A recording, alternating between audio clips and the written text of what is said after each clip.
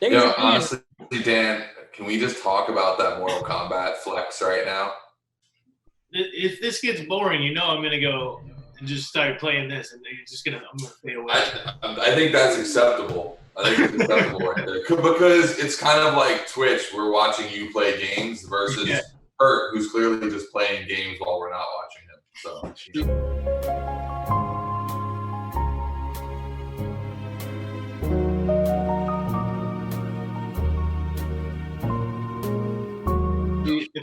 If I play this anything other than novice, it won't be a children's show, so I can't. Am I allowed to play the simulator while we stream this?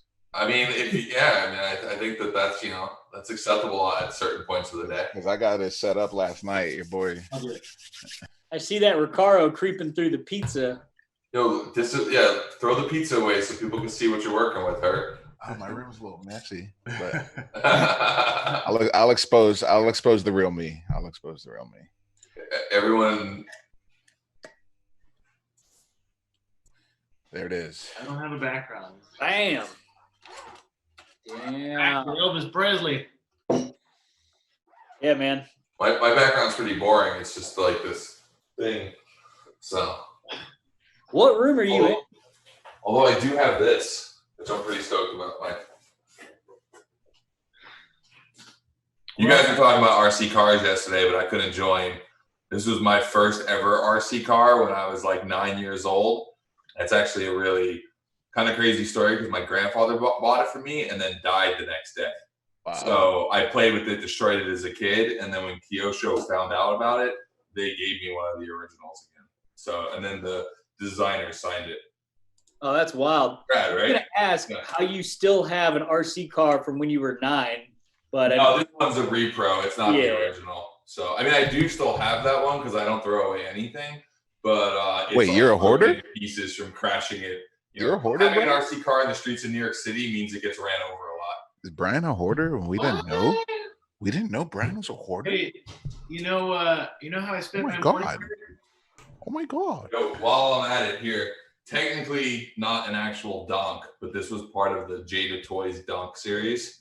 So when I worked at Donkbox and Bubble Magazine, I helped them design all these cars. So this obviously is G-body on like 26s, and it's actually signed by all the people who worked at Jada Toys back in those days. So speaking of G-bodies on some Fangs, I was talking to our guy D up from the Bay, and I was like, hey, so what are you working on right now? And he's like, oh man, it's kind of slow, but I got this. Let me see if damn it. Can you see what's going on there? Wait, so this is what D is working on right now. Can't see it. Can't see that? A little bit. Then again. Oh wait, you know what? Here, I could send it to Jesse. Yes. There you go. Anyway, it's on like gold spokes, box Chevy,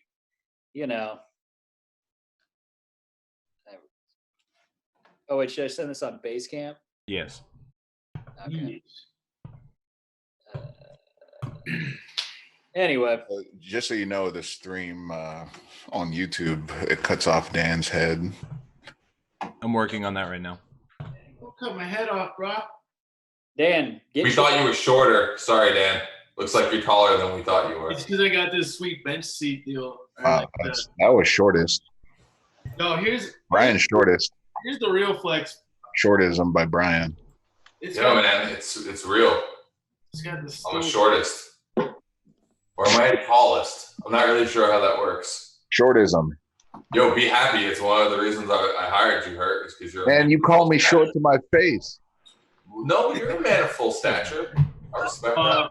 Look into my life, Hurt. You had to hire Dan just because of state ran minimums. Oh man. I love you, Dan. There's something behind here for you, Brian. I want to see it. What is it? Show us. And so, all right, Brian, have you seen Tiger King? I haven't watched it. You guys were talking about it yesterday, but I haven't gotten to it yet. I watched a few episodes of it last night. It is ridiculous. It's crazy. It's mind blowing just how far these. It's really hard to explain unless you watch it. Yep. But like, it's.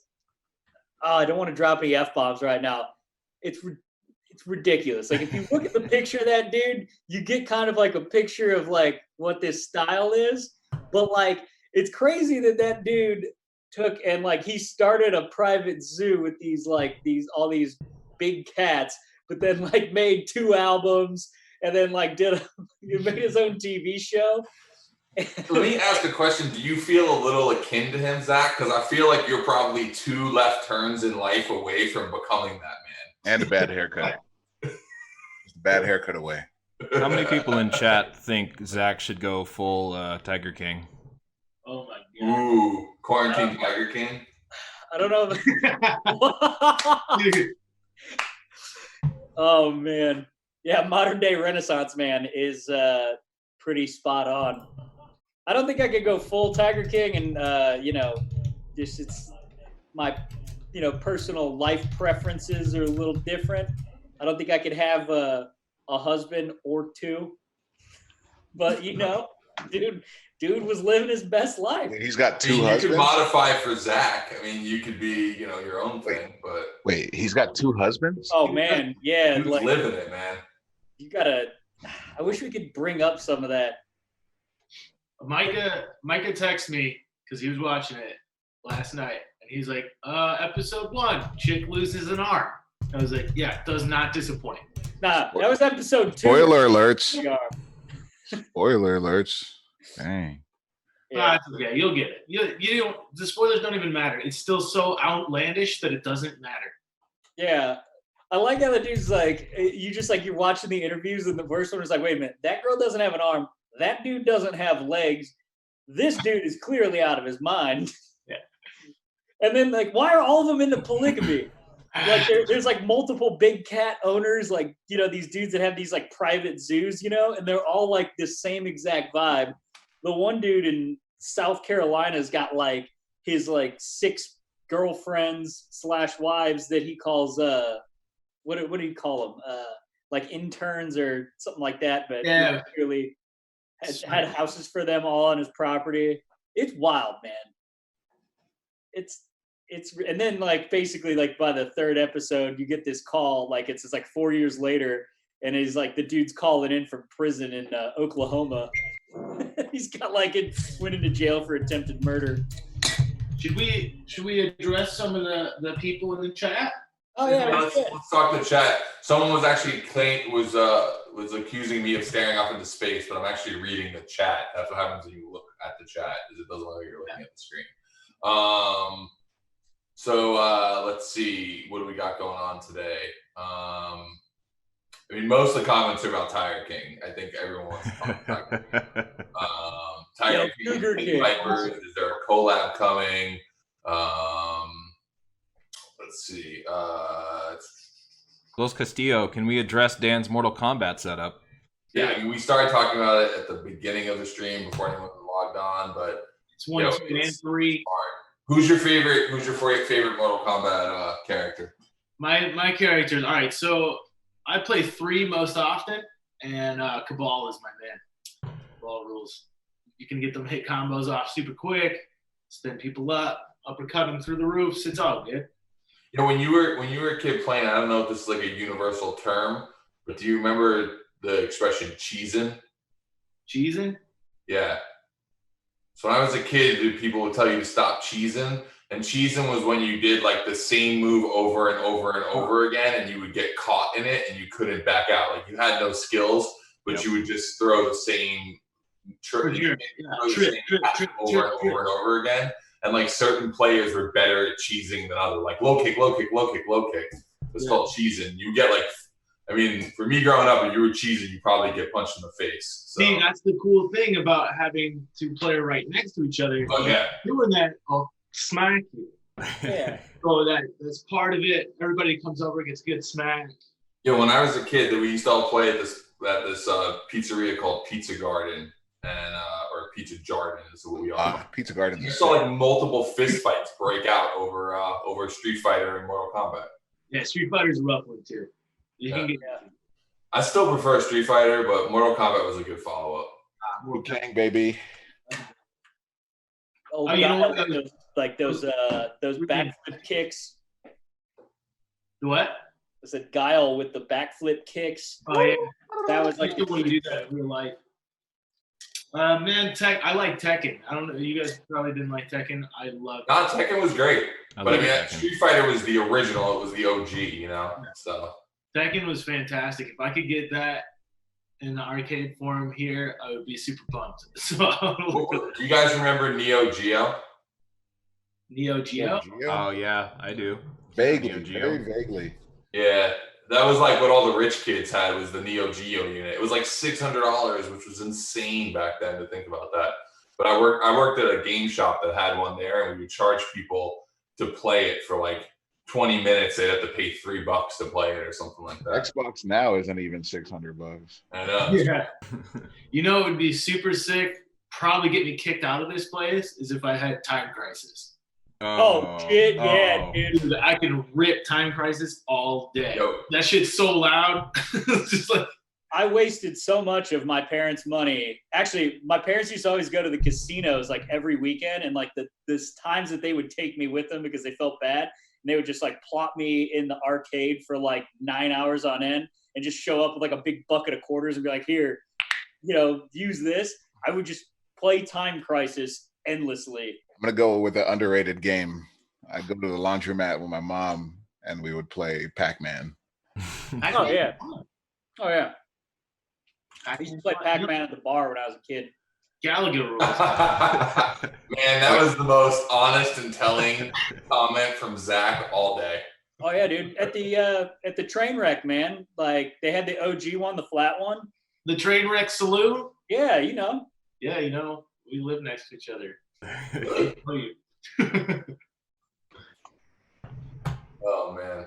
All right, so some other comments from actually someone here just threw out a blast from my past, which was Full Moon Full Throttle. Unfortunately I lost where they were on the chat, but Full Moon Full Throttle was a super Nelomar. Shout out to that. Do you remember those days? That was an event that I used to host back in New York in like 2001. So it's a lot of fun back then. Let's see. We got requests for some other hosts coming in. People are saying bring Mad Mike in. What's Zach's next build? Put that together. Yeah, Zach, what's your next build? That's a good question. Bro, next build is 78 Jimmy. We already got it here. Just kind of waiting on parts. Obviously. You got some photos you can send Jesse so he can share the Jimmy with the folks. Oh yeah. Yeah, I'll show you. will Karsten gladly Lewis share says, my Jimmy "Wanna buy my rabbit." If it's a 1979, yes.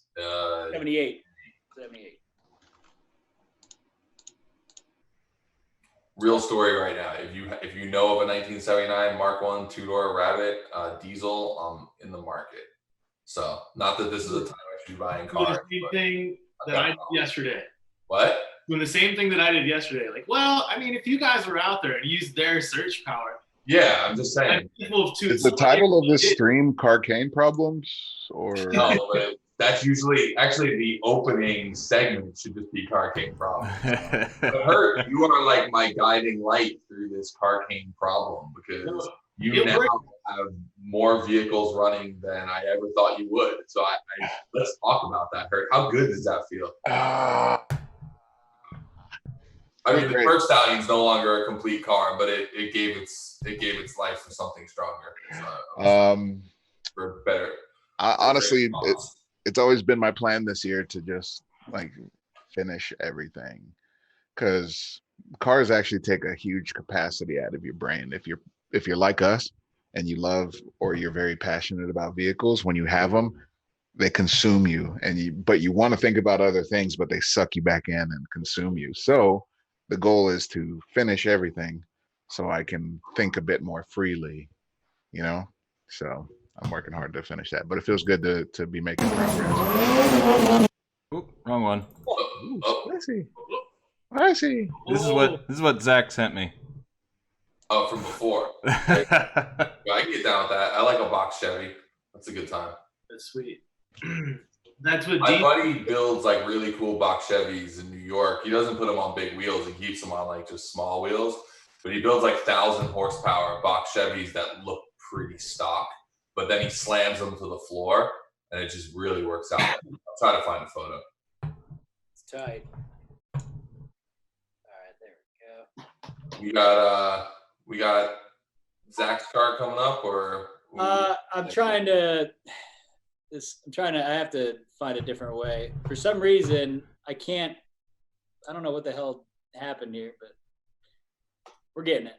Hugh's asking when the Land Rover is done. Unfortunately, I couldn't bring the Land Rover home because I took apart all the suspension and sent the suspension to KW. So right now it's just a chassis sitting on tires. So I couldn't actually move it. So I'm going to be working on my Audi and my Nova while I'm home, which I'm really stoked actually to get back to work on the Nova. The Audi's just got some small details just to make it a daily runner, but the Nova's got a lot that's got to get done. So I'll probably put it up on stands and strip it down and fix a lot of things I did wrong the first time I built the car.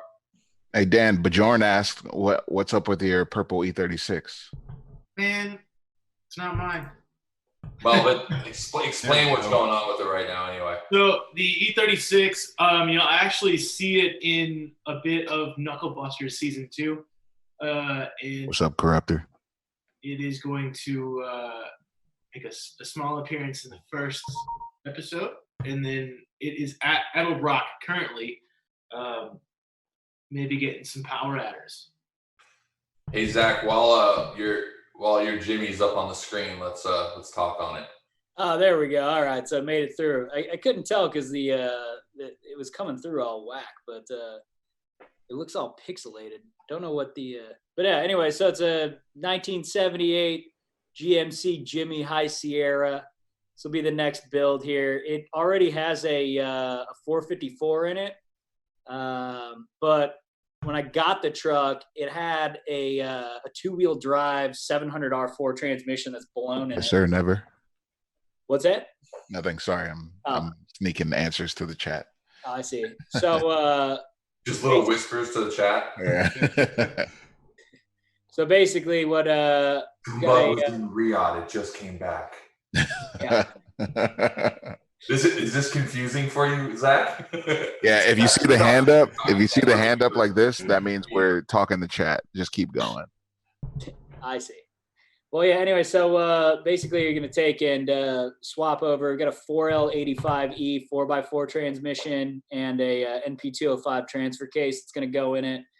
And then preferably, I would like to build a very large big block for it to be able to do four-wheel drive burnouts at the burn yard. And that dude got you feeling some type of way, huh? Yeah, that after watching the Bronco, I just need to live that life. CDJ 2000 full. What's the gnarliest thing Zach has jumped? Probably the Miata. Yeah. To be fair, like the Miata is pretty gnarly to jump. Very violent. It's not gnarly to jump. It's gnarly to land. That was like your hazing to become part of Hoonigan. Yep. It's good times. Glory days, man. Our official stunt guy. Glory days, man.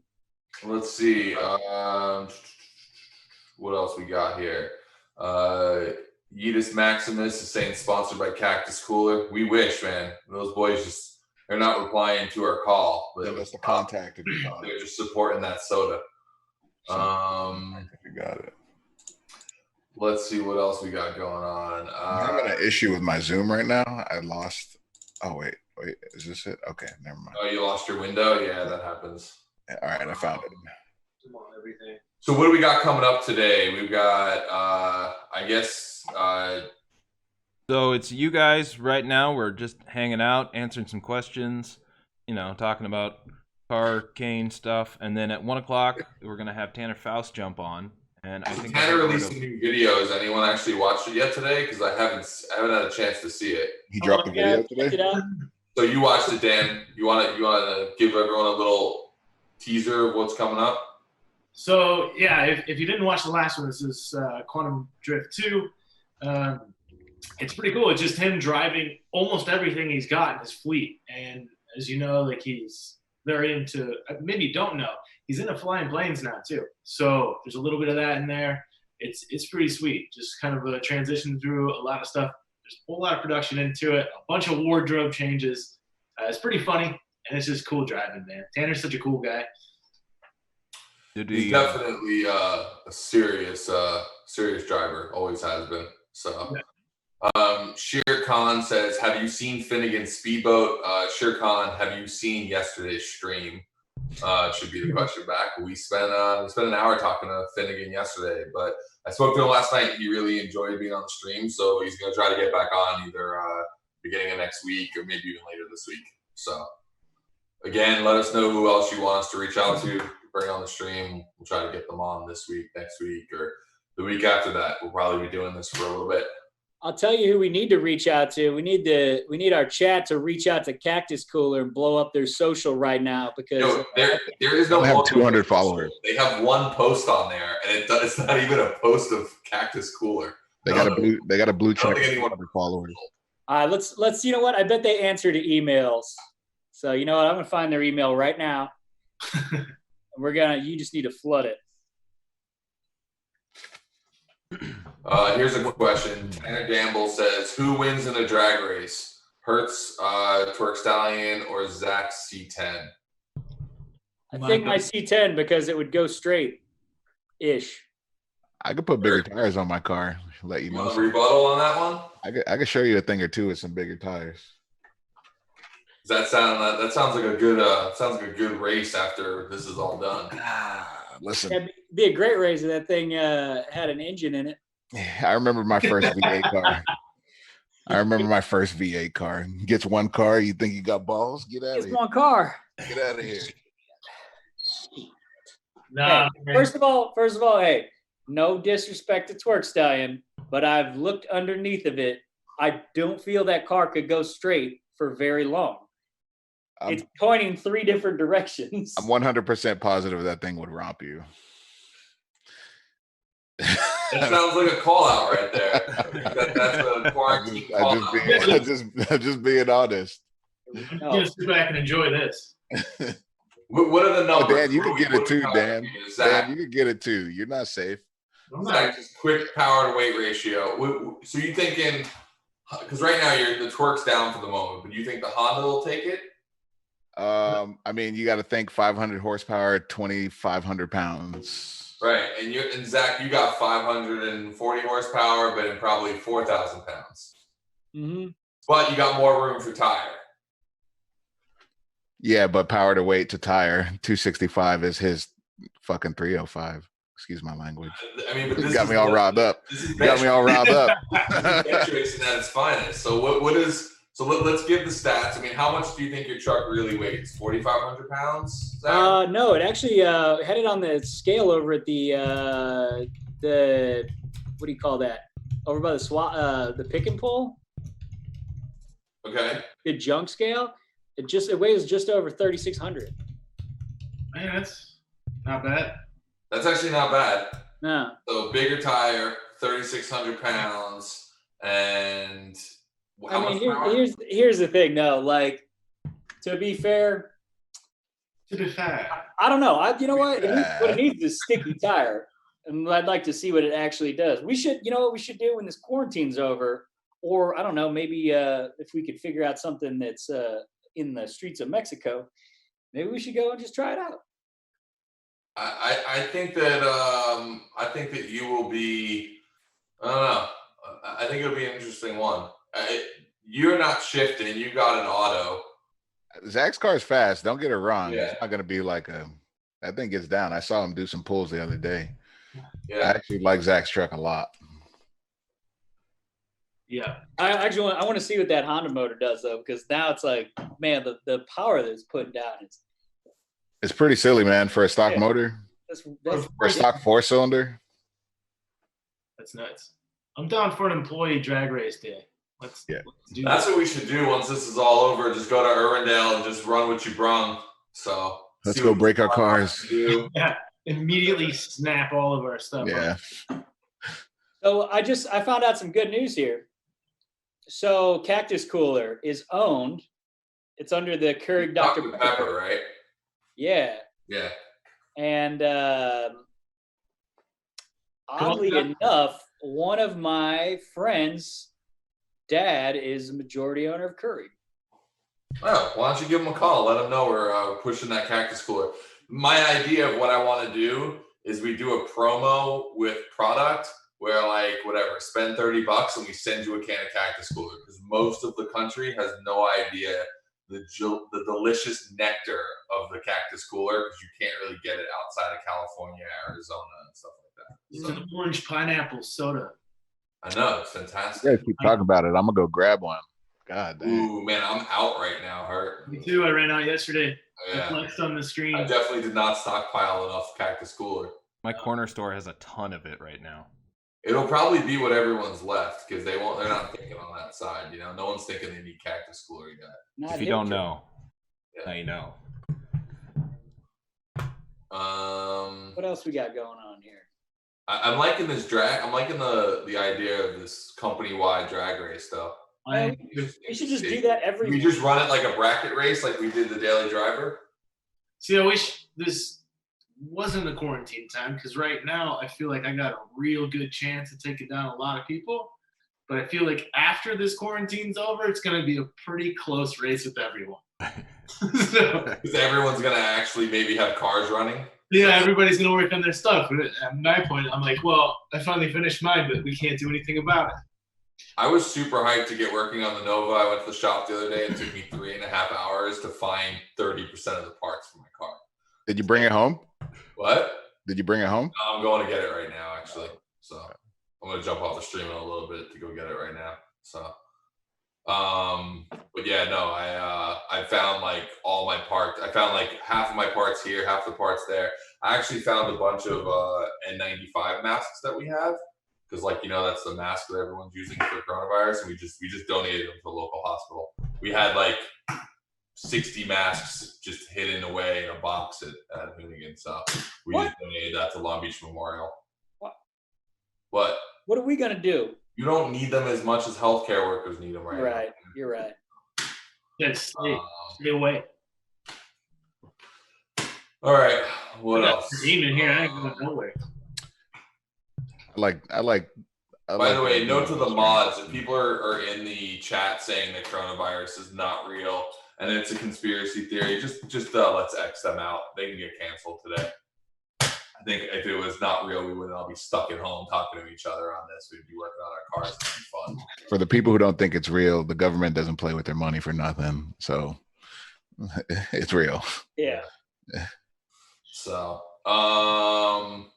yeah, Jerk of All Trades said they also need latex and gloves. We donated those already as well too. So, anyway, back to it. So we got Tanner joining us in 30 minutes. What are we doing for the next 30 minutes, Jesse? Well, we can answer some questions. We can talk about some builds you guys are working on right now. We can watch Dan play Mortal Kombat. It's all up to you guys. What you would like to do here? Looking for more questions in the chat right now.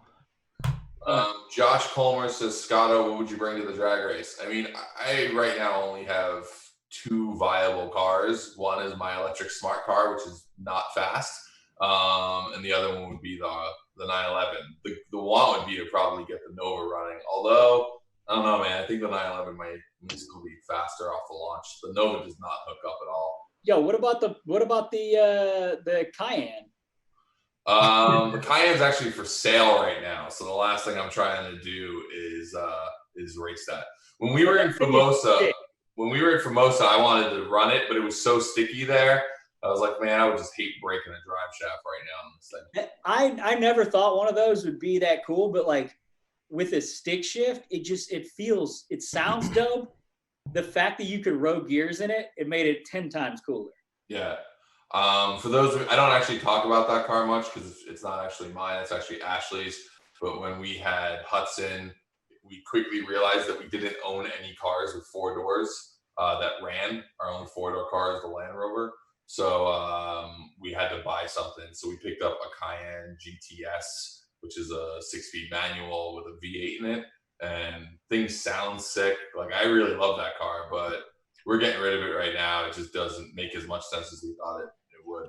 So. It is a fantastic sound. The first time that pulled up, I was like, what is that? Yeah. No matter what happens at the end of this, the first thing we got to do is just drag race, man. Drag race. 100%. Straight up. Drag racing's fun. I'm sad. I like what Hurt challenged us, I think, the other day on a text message about this, which was it's bring as many running cars as you have to the challenge.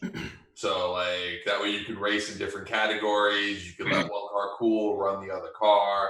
So, I think it'll be fun. We don't like, we get stuck in burnouts and drifting. We don't give drag racing enough love. Oh, man. It's the most fun kind of racing because, like, everybody can dive in and you get, like, instant gratification. It's not like road racing where you got to spend, like, your entire life getting better at it, you know? Yeah. It's like I don't know if that's true. I think that, like, you watch people who can really cut a tree, and I think that that's a real skill that, like, everyone can get quick, but then some drag racers, like, can pedal the shit out of a car on a lower level. So It's actually a pretty skilled oriented thing. I did not say it was not skilled. I said you get instant gratification because it's like. Oh, I wasn't saying you were. I just feeding off of what Scotto said, but yeah. Yeah. All right, guys. I got a question for you. Shadow Dragon 56. What are your guys' dream cars? Ooh. That's a good one. I don't believe you can have one dream car. I believe that's a good one too. I appreciate that. I respect that. No, I do too. I respect that. I have a few on my list. I would like GT3 RS. My FD is in my garage for the people asking. I mean, honestly, my 911 has always been a dream car for me, and I bought it, so that's certainly on the list. I really, really want an Audi RS2 wagon right now because you can now import them into the US. But I guess, like, if the ultimate dream car would be an Audi S1. Day of the Rake. Would you turbo an R32 Golf, or do you think they're going to keep going up in value? An R32, yeah, why not? That with, like, a 3.2 VR6, those things can make a ton of power. I feel like that's the motor everyone's sleeping on right now, which is why I just bought one. I think that's like the new 1,000 horsepower engine. Those are the craziest looking things. They sound great. Your heads off. I didn't know that they were like a weird, like, it's just like a block, but it has 5 cylinders all. It's a super narrow angle V6, right? So it actually, like, I don't want to insult anyone, but, like, you know, V6s don't sound great, right? But as you narrow the angle, they start to sound more like an inline 6, which sound amazing. So that's why the VR6 has that. It's like, I forget what it is. I think it's like 12-degree angle. So instead of being like this, the cylinders sit like this. So when you look over the top, it actually looks like the cylinders are right next to each other. So instead of it being, you know, pistons like this, the pistons are offset inside the block, and the block's a little bit wider. So there's a lot. I mean, look, there's a lot of argument as to that motor was built that way, not to make it sound better. It was built that way because it was small, compact, and can fit a V6 into front-wheel drive cars. That was the whole reason for it. But it also just makes a really nice small package for swapping into cars, which is the same reason why the LS is so great, right? It's this V8 that can make a ton of power, but it fits into everything. Where, like, a Ford Coyote won't fit between most strut towers on small imports. So, a guy I follow online, they just picked up it's a shop, but they just picked up one of the new. It uses an LS-based Mercury Racing, but it's like an overhead cam LS, essentially, right? So it uses the LS block and architecture, but it has this, like, overhead cam heads, and it makes it so gigantic. Like, it makes the whole damn thing seem like bigger than a Coyote. They make 750 horsepower naturally aspirated at the crank, right? And they rev to some insane RPM. but it like just the sheer size from head to head is like damn near double. By the way, people are commenting on the VR6 being 15 degrees. That is correct. I think that the 3.6 liter has a narrower degree on it. But anyway, you guys get the point. And yes, the whole point is it has a single head instead of dual heads. It makes it just a more compact setup. So that being said, I bought a 3.2 liter VR6. I don't even know what car I want to put that in, but I bought it because I've always wanted to build a super high horsepower VR. So that might be one of the things that I do during this time, because the unfortunate reality is I'll probably run out of parts to finish the Nova. And if parts shipping slows down from manufacturers, I might not be able to get everything I need. Plus, there's a bunch of fab stuff that I need to get done that I won't be able to do in my home garage. So I ordered a full rotating assembly kit for VR to be able to run like 40 pounds of boost. So that thing should be fun. But I'm literally building an engine. I don't have a car to put it in yet. So that's something to figure out is what I should. I was gonna say, what are you gonna put a VR6 in? I've got some ideas. Well, what a better time than now to tell us one of them.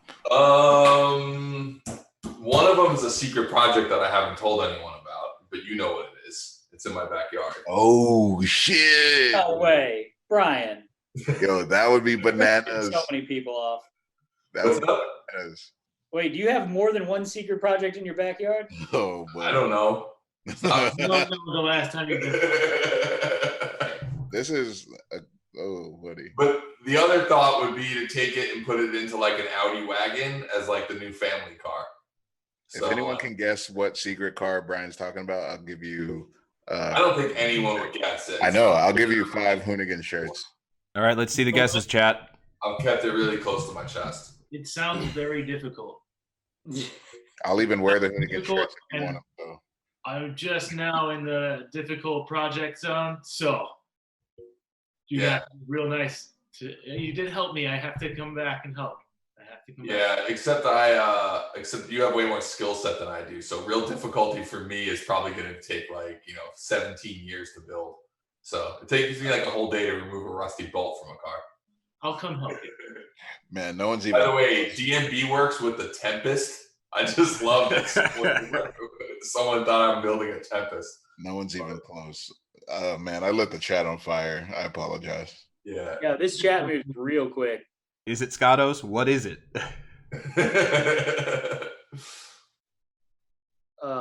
He told me about it yesterday. So what else are people building?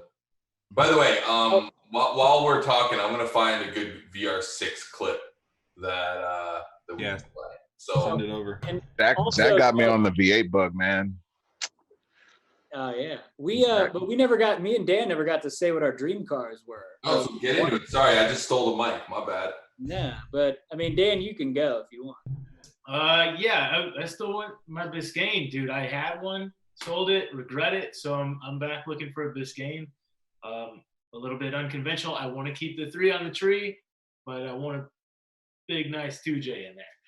And I know that people build them V8, but they come with an inline 6, so why not give it a really good inline 6? So that's kind of my dream build, 2JZ Biscayne, make it look nice, drive it, have fun, daily driver. That's kind of my highway roller, be able to slam that baby down from 3 on the tree. So that's my dream car. Nice. You know, one of mine, and it's already built, and I would actually like to interview him on this live stream while we got the chance, because, I mean, I'm sure he's just tinkering in his garage. But Skippy's 2nd gen Trans Am. But he's got 2 of them, but I really, really like how clean the Bandit one is, the twin turbo LS one. But also that blown 5.3 all-wheel drive one is like, it's pretty mind-blowing, right? It looks ratty, but I feel like the tech in it is so far advanced, because he's just so good with what he does. Hey, I don't know if you know, but he had an issue with that car. Which one? With the Trans Am. His garage burned down. The car burned down with it. Ooh. No way. Yeah. Ooh. Oh, it sucks. Sorry for the language, but I thought it was appropriate at that moment. Very sad. That's so much work and detail. It was so. Wait, which did both of them burn down, or the yellow one or the black one? I think just the yellow one. To be quite honest, it was like so tragic when that happened. I just was like, I'm sorry, I didn't really ask him any of the details. But it was up on jack stands, so he pushed all the other cars out of the garage, but he couldn't get that one out. That sucks. Yeah. So to fill anybody in, do you want to tell people who Skippy is? Just to. I'm looking for this video. Why don't you give them the detail on Skip? I mean, he's Ken's lead mechanic, and he's probably one of the best down low like builders you don't know about. Like he's in his garage, just building something. Van, everything he's built is so rad. That Trans Am that's basically like built on a GTR drivetrain. He just builds some cool shit. So. Yeah, so if you want to give him a follow, it's Skippy's Garage on Instagram. Just we should just play or link the Larry Chin video. Yeah, autofocus. Yep. As for me, my current I thought about it. My current dream car right now. I went to Australia and I rode in a rear-wheel drive EG6 with a SR20 VVL in it, and I think about that car every other day. EG6 was my first car that I bought with my own money, but I never got to build it, so I've always loved those cars. And I've noticed myself in this trend right now where I'm buying and building all the cars that I owned 10 to 15 years ago and finishing what I couldn't do then. So my Corolla, my 240, my FC. So Hurt, let me get this straight. You're gonna have a Nissan with a Honda engine and a Honda with a Nissan engine, right? Is that what I'm hearing? That's what you're hearing. I mean, it doesn't have to be SR, but SR VVLs are sick. They're just expensive, man. They're just expensive. It's like if I wanted to go put an RB26 in a Supra. Yeah. I have a few rotary cars already, so I don't need any more expensive builds. Yeah, I agree with you, but you should totally do it because it sounds awesome. Yeah. Oh shit. What? What'd you do? What was that? Oh, okay. I thought I was watching a YouTube page. My bad. Less high.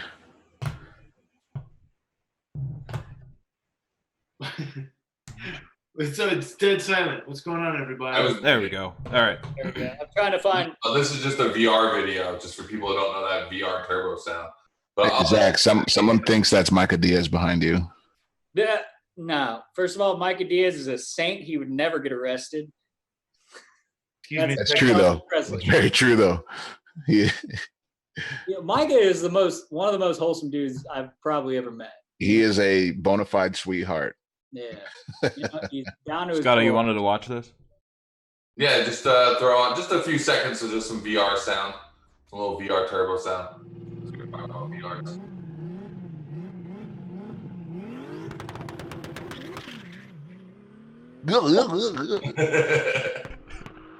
I love the way motors sound under wheel spin. Like any situation, you know? But like that just doesn't sound like it's.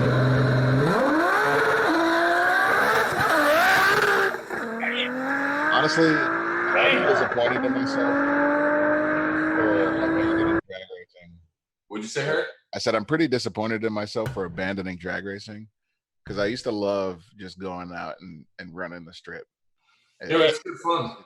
Yeah, it's such a fun thing to do. That Trans Am was the yellow one, correct? Yes. All right, sending it through chat. But that was a Camaro, wasn't it? I think it may have been a Camaro. It was a Gen 2. Yeah. It's an F body. Either way. Someone asked what I broke today. I'm about to break your heart.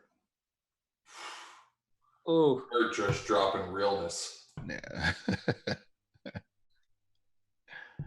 Someone said come up to Famoso and race. I said hi, Les. Famoso is like one of my favorite drag strips. It's so well prepped. It's such a cool spot. And the guys who work there are all great too. Yeah, we need to go drag racing. That'll be a fun day. Good bonding. Hey, did we ever? Plus, I'm actually genuinely curious who's the fastest.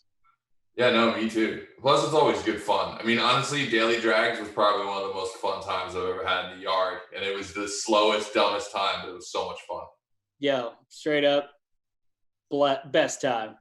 Yo, and I've been speaking to Kim. She's gonna bring the heat for the next daily drags. Oh yeah. Yeah, she got like a 200 shot ready. You know, because no one knows what she's driving right now. Oh my goodness. We're gonna have to blur it, but it's gonna be good. So. I found a bottle of nitrous and like an actual nitrous kit, just like shoved in a back corner at the shop. I can use that. I actually think it belongs to Jose.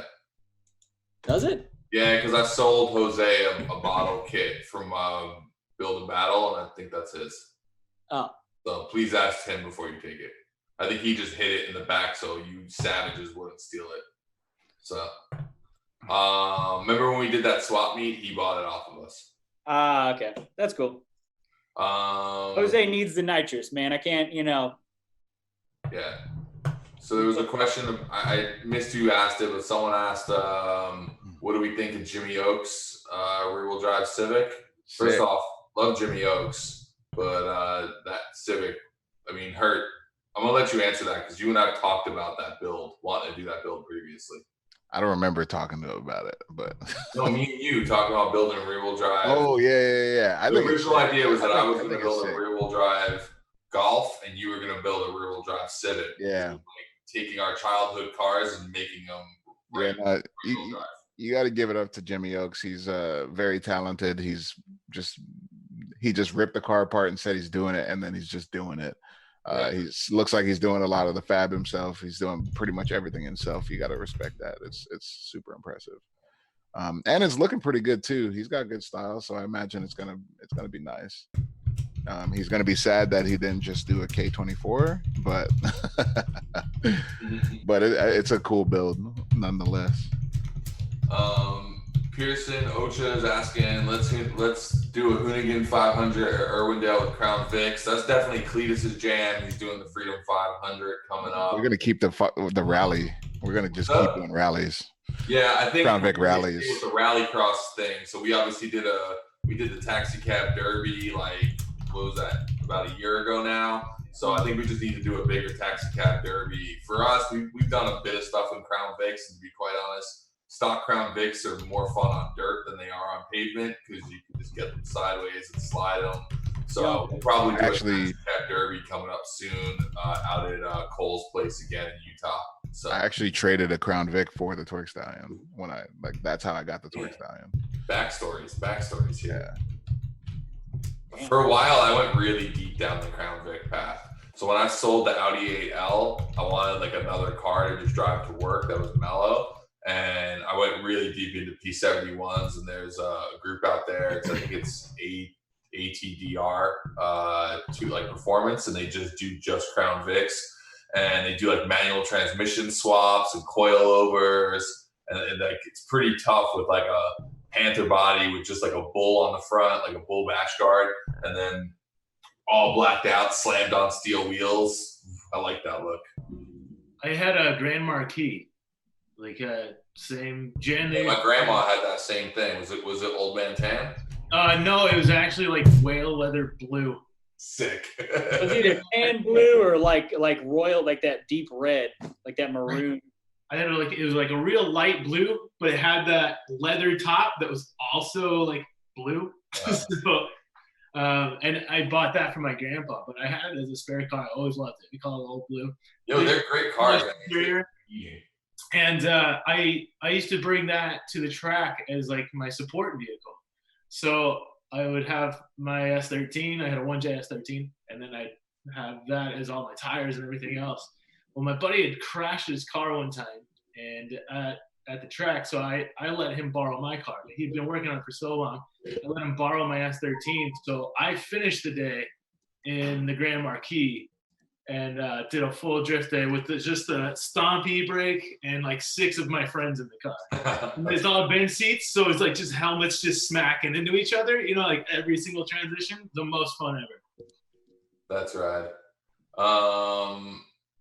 Talk about the Hemi Rolls Royce. Joe Alex asks, yeah, man, it's coming back. Once we are done with the Brett Pitt, once we're allowed back into the shop, Soupy's gonna dig into the Rolls Royce project and try to get that out for hopefully for summer and for Burnyard events and maybe to take on the road. So Karsten Lillis said, hey Scotto, you got cut off talking about Railcar after all of you guys left last night. Talking about Railcar for 10 minutes. So and Jesse, yeah, shout out to Jesse for cutting you off. That was hilarious. So I'm still watching when that happened. What else we got here? We got it was a good question. What do you guys think of Adam LZ's E36? Yo, I'll be straight honest. Adam has so many cars, I can't even keep track of them. So like, I don't even know what his E36 looks like. I know what Alberto's looks like, but I don't actually know what his looks like. Do I own the Mercur? No, I don't. The Mercur actually belongs to Ken. We had to buy it for its steering rack while we were filming Gymkhana 10. The steering rack in the Mercur XR4 Ti is the same steering rack that comes in the Kazi Escort, and there weren't any in the US, so we literally bought that car just to pull the steering rack out of, and I don't know, now it's sitting around because I've always loved Mercurs. And actually, confession, when we needed the Mercur and Derek Dauncey asked me, hey, do you think you can find a Mercur XR4 Ti? I already had one saved in my Craigslist heart list. So, of course you did. Of course you did, bro. So I'm hoping one day Ken just goes, what's that Mercur? Whose is it? I'll be like, oh, that's mine. I hope you didn't take that as a sign, like you were doing something good by hoarding Craigslist links. Yo, that's not what that means. Okay. Yes, it is. Yes, it is. Yo, don't you have just as much of a problem as I do. Yeah, but I don't look for them. They come to me. Yeah, well, whatever. I don't know. They come to me too, but I like looking for them. Yo, honestly, the best stress relief, like the most therapeutic thing in my life, is to just like look at my phone and just do like my standard searches on BRZO, OfferUp, and Facebook. So, and by the way, if you guys don't use BRZO, we're not paid by them or anything. They do charge for the app, and for the first month, I wouldn't sign up for it because it was expensive. But it's a pretty good app because you can search all of the country, and you can save searches and research them, and it'll send you like updates on new cars. So yeah, it's a good Carcane piece right there. So you have that? Yeah, it's like, I'll show you what it looks like. You don't have to show. I'll be honest. If you Ron want, turned me on when we were at SEMA, or maybe Ron and Vin, and so like it just keeps all your searches listed. So you guys can see. Look at this. Look at the history. You can see stuff I'm searching. So like a 1979 Mark I, and I can just check every day, updates all new stuff.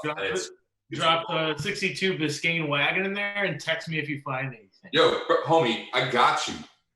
I've been searching for you. Oh, see? All you got to do is get a friend that has it, guys. See, I've been searching for you. I've been searching. Yeah. Somebody actually sent me one yesterday, and I need to take a better look at it. We should do one of these where we're all just in the garage working on shit. Yeah, I think that's what we'll move to in the next couple of days. So, I mean, we put this together last minute over the weekend.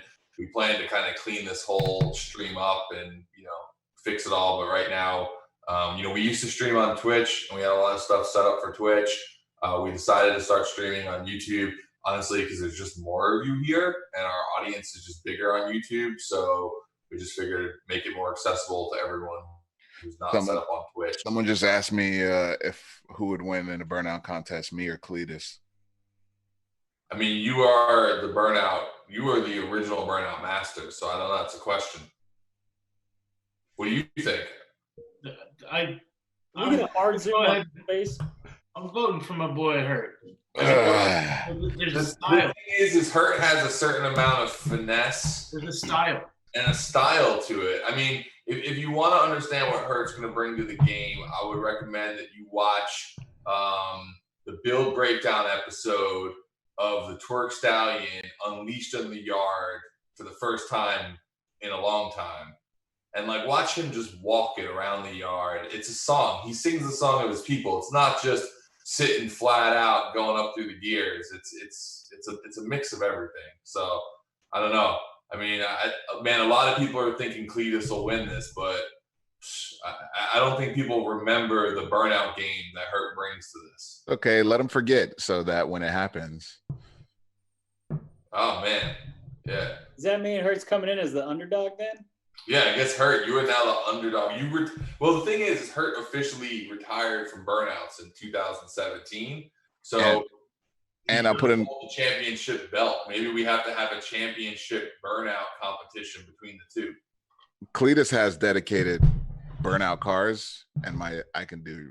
Don't worry. Just let's make it happen. I'll would you build a dedicated burnout car, or would you just come with a regular car? I'll just come with one of my drift cars. I don't need a burnout car. Yeah. Yeah. I'll text Cletus after this. I'll text Cletus after this so we can set it up. It only took 4,872 comments in the chat to tell us that we have no audio. And we're back. All right. Hey, they're just doing their job, man. They're doing their job. Otherwise, we would just keep talking if they didn't tell us. So. Yeah, Tanner, man, we just watched your video before we came on this morning. Are you still comfortable with yourself after that? I don't know, and I got cold sweats. Dude, I had no idea you were a pilot. Really? Oh, you haven't heard this? Oh, yeah, the boy flies. It's sick, man. Yeah. How long have you been flying? 6 years. Wow, man. All Yeah. right. That was not me flying though. Oh. Poser. Yeah. Well, the whole idea is you jump into other people's bodies. We tried to make that kind of clear, but the girls and everything. I actually didn't watch it yet. That We pilot. all watch it together. So, yeah, but we're gonna watch it together. So Tanner, why don't you give us like a breakdown of what the concept was? Obviously, a little bit around the first one, and then we'll all watch it together, and then we can talk about it afterwards. So, you know how it is. Got to make some videos and create some content. And I don't know. I just like the idea of trying to incorporate more than one car into the videos. So I don't know. 6 years ago or so, when we started doing the last one, the first Quantum Drift, there was this show Quantum Leap. Raise a hands if you ever saw Quantum Leap. Holy shit! I love that show, man. I'm impressed. So it definitely yeah. shows the age group of who's in the chat. Yeah. Raise your hands if you know Robert De Niro did something before Meet the Fockers. Oh man. I mean, I know that. Okay. Hold on. Raise your hand if you know that Robert De Niro did something more before Goodfellas. I don't know the timeline. I don't like. How am I supposed to know? Come on, Raging You Bull. know, Taxi Driver, one of the greatest movies of all time. Raging Bull. Oh God. Anyway. Taxi Driver's great. So that's where it kind of started from, was Quantum Leap. You know, the concept is the guy jumps from body to body and he's trying to get back into his own body. And it was, in the first one, it was an excuse to incorporate like 5 or 6 different cars into a video rather than just one kind of car porn show on one car. But then it was sort of limited because we had to make this yellow steering wheel. In the TV show, there was this computer that controlled the jumping around, very 80s style. I think it was named for 10 points, Scotto. What was it named? Of what? The computer that leaped him around. Shit. It was like a regular guy's name, right? Wasn't it like something? It was Jesus. Let's call him Jim. Let's call him Jim. It was Ziggy. It was Ziggy was literally the name of this computer. Yeah. If that sounds familiar. I know it's ridiculous, so 80s. It's Ziggy Marley? Scott Bakula was the actor who played it, right? Yeah, he's still working, isn't he? He's still cranking. Sure. So he would jump around, and we were limited because we had to make a tool that jumped you around. It was a yellow steering wheel in the first video, and then so we had to make a yellow steering wheel for everything: boat, a car. It was a huge pain in the ass to have Sparko make steering wheels or go tape steering wheels yellow. So then in the second video, the idea was that sort of weird power would translate into the gloves, and these gloves would turn yellow, and then it was a lot easier just to hold yellow gloves or put them on and then go fly planes and do other things, right? So that was the the main change with the video. So then it opened the door to do a bunch of other stuff. Plus, the whole idea of the video is to have fun. It was not to be too serious about driving, not too serious about anything. So, I jump into some girls' bodies, and sometimes there's a little bit of self-discovery with different anatomy bits there. But it's, You know what? I think Zach actually found that out yesterday on the stream. He did, yeah. Yeah. That he had a different anatomy. He found out he had a cervix. Oh yeah, that was fun. Yeah. Cervical spine is the top part of your damn spine. God, It's not what you were saying, though. I did say cervical spine. You guys got me all confused. Cervix is the top part of something too, or the bottom part, however you look at it. But anyway, continue on. raise your hand if you've found a cervix. Yeah. Everyone. That was graphic, I know. I opt out. I opt out of this one.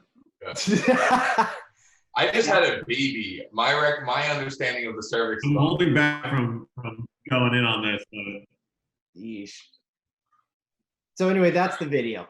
That's the whole idea, was to have a good time. The video's I got another director involved who I had worked with on some of those old Volkswagen videos with Scott Speed, kind of ridiculous style. And so he was able to bring kind of a ridiculous style to it. And it took a lot longer than we thought it would take.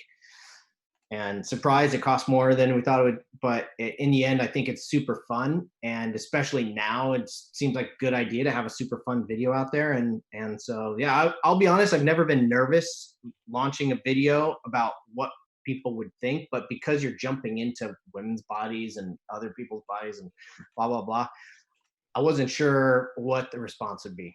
So I guess we're going to see what your response is here now. yeah, it's queued up. Oh yeah. Do you have a favorite portion that you filmed? Like, was there a specific car you were driving or a specific location that was the most fun? Some of it's tied into some of the racing. So Nitro World Games is in there. I mean, driving the Beetle. Grid Life was cool. Grid Life was awesome. I would say either Grid Life or we took the Beetle to this closed down factory in Indianapolis. It was an old You're right. And and we shot with Johnny PV. It was one of the first things that Johnny PV had done outside of like Formula Drift. Gives you an idea how long ago this was. Yeah. And that was fun, taking the Beetle out of the racetrack. I think that was probably the most fun. So wait, did you say that was outside in Indianapolis? Yeah. Okay, so when Dan and I were watching it, I was like, yo, that looks exactly like this spot that me and Kanan kind of like snuck into to check out, because I was like, this would be awesome to do a driving sequence here. We were at PRI like 2 years ago, and I was like, this would be so sick to just rip a car through. And then I'm watching, I'm like, yo, get the hell out of here. Yeah. We called that out this morning. Nice. That's amazing. Yeah, no, I never knew that place was there. Never seen it. It was just crazy abandoned. Somebody just bought it. I think they're going to turn it into affordable housing or something. But so I think maybe all torn down now. But it was a weird like skeleton of a huge factory building. Yeah. All right, so without further ado, Tanner, let's get into this.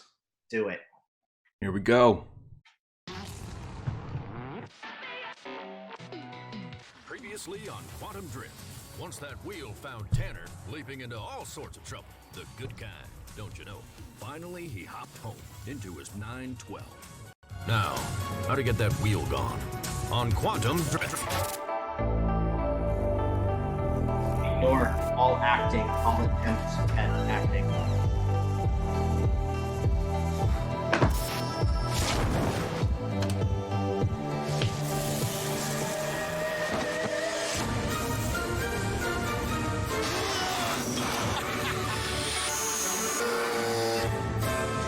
Very Michael J. Fox. Fix it.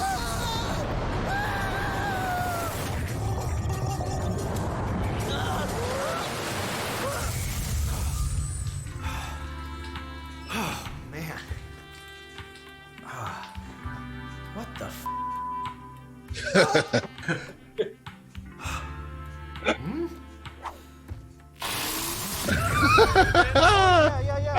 I was just feeling my. Oh my checking God. My seatbelt. It's snug. All right, go get him. Oh yeah, this I can handle. All right, baby, time to fly. No, that's not what I meant. No, no, no, no. Oh yeah, it's not so bad. Stay on target. Stay on target. Woohoo! Yes! Oh, Top yeah. Gun reference there. I'm not sure if you got that. Woohoo! Oh, so good to be back in my own body. Just me, my razor, and the wind in my beard. Beard? I can't grow a beard. What's wrong, Heavy D? Heavy D? What? Come on. Wait a minute, yeah. Cameras are set. You ready, Tanner? What, Tanner? Yep, Is that Tanner, Grid that's Life? me. That's who I am. Yeah, okay. Action, action. Action, action. All right, we're going to nail this shot in one take. Yep, let's nail it. Oh, yeah, Beetle's feeling good. Okay, here comes that drop to flat. Flat drop, no problem. Woohoo!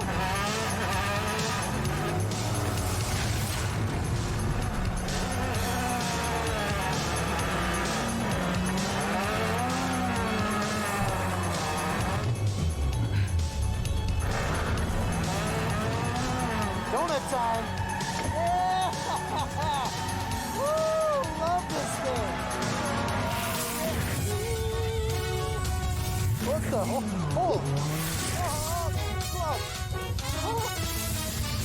Good look for you, Tanner. Let me drive, Gloves.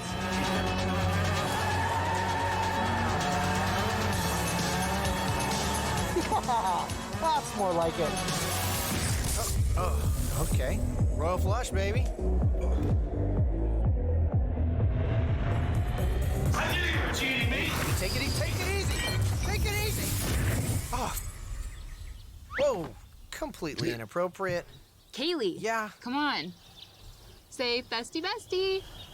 I don't feel so good. You're in a mood. This is getting absolutely ridiculous, Gloves. You're You're shifting in your seat there, Hey, Zach. Alan. Oh, Road Atlanta, yeah! Here we go, drift taxi! Woo-hoo-hoo-hoo. Oh, grid light. Nice. Oh, hey, Osbo, you're here too. Sweet. Yeah!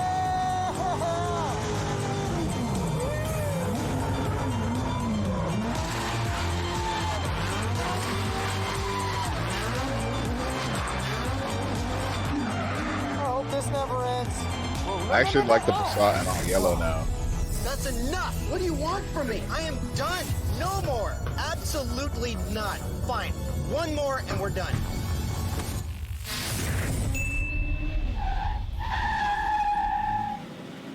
Need a ride? So, how long have you been doing this? You have no idea.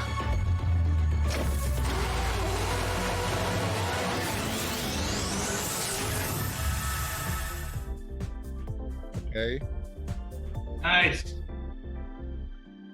You were really flying that plane? Real? It's that part before, Vin.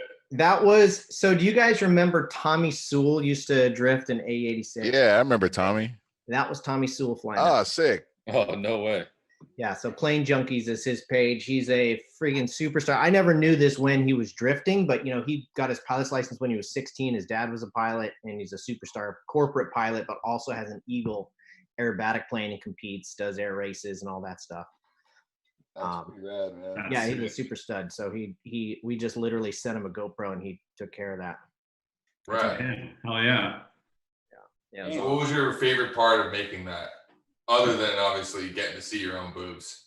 That was obviously the rest of our favorite part. I'm glad the audio dropped down on the section right after that. I mean, the favorite part of, I liked driving around in that place in Indianapolis. Grid Life is kind of a badass event that I don't get to do very often. I don't know how many of you guys have been out there, but it's just loose. It's like, you know, there's a drift session, but there's some guys not drifting. You can just, you know, Forsberg and I'll just, or Osbo or whatever, just drift right past a bunch of cars that are just grip driving kind of a thing. And it's just all good. Like everything is just all good at Grid Life. And maybe it's different. Grid Life's rad. Grid Life, even if you're not driving, it's a great event. To get roll cages next year. Yeah, I mean, it was awesome. So I think that grid life, that was the first time I'd had the full track on the Passat, which it'll do over 150 on that back straightaway. Wow. I think guys were initiating over 130 kink on the back straightaway. It's like, and it's just, I mean, I don't know if those kind of events are going to last very long, but man, super fun. That's a tricky entry too, right? Because it's downhill. It's downhill. Then you hope for some grip when you get to the bottom in turn 10 there.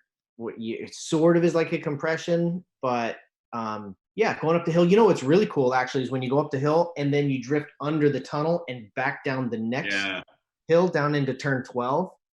That was sick. And then turn 12 is gnarly too because there's no track out. Like it's just like a foot of grass and then the wall. Like that's it. It looked when you're coming down the hill looking through the side window, it's like you're committed at that point.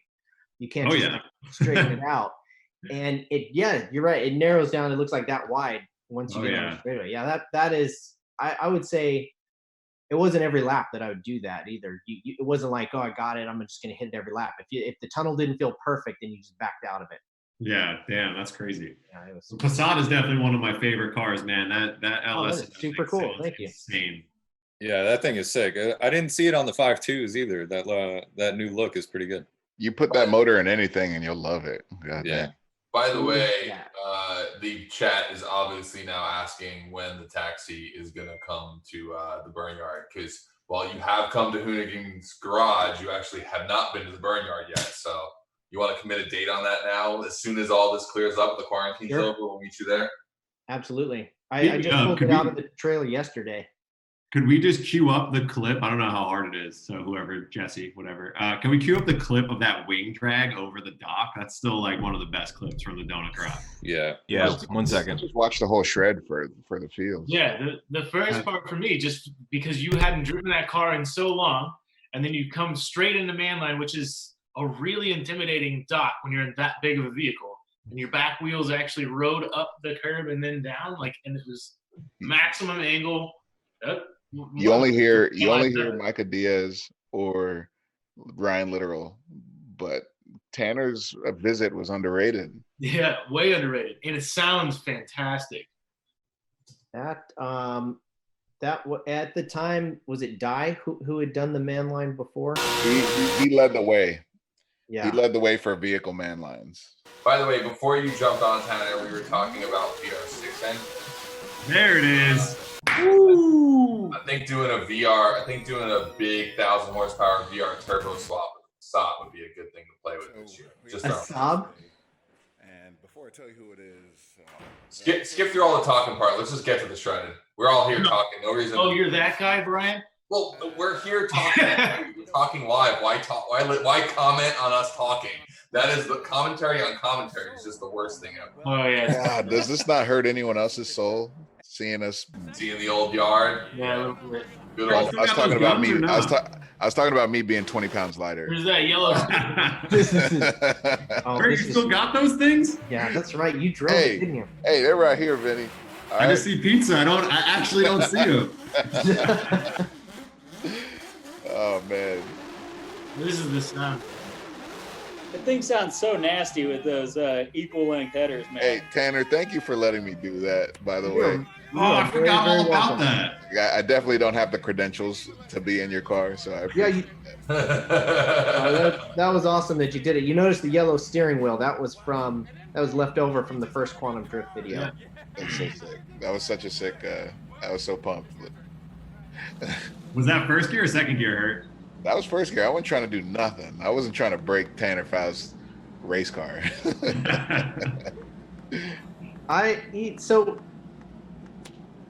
I'm sorry, but no, I don't know. You must get a lot of homage for this, but the fact that you guys even had that yard going, it was so freaking glorious. Yeah, I mean, it lasted longer than I think any of us thought it would. I mean, we got a good 2 years out of shredding that before we got shut down by the city. I can't even hear us, but I can feel the energy from this day.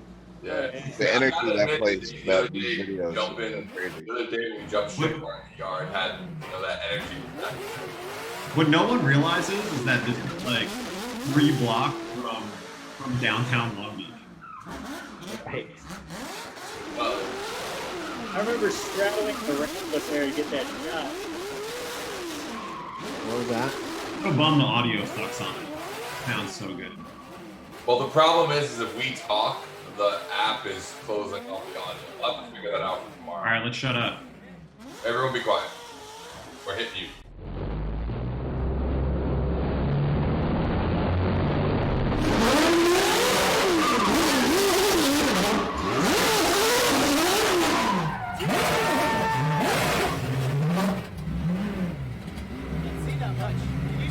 No, I can't see anything.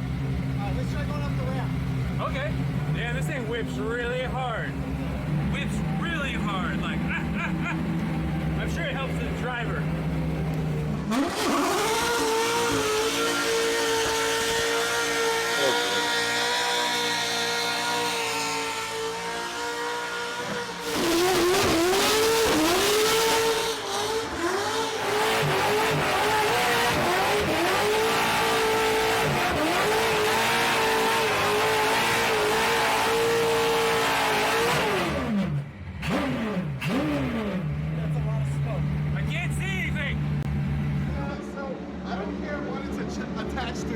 That fucking drivetrain is a gift. What? It's a gift to all of us. Where is everything? We can't even do that. God damn it! Oh, so glorious.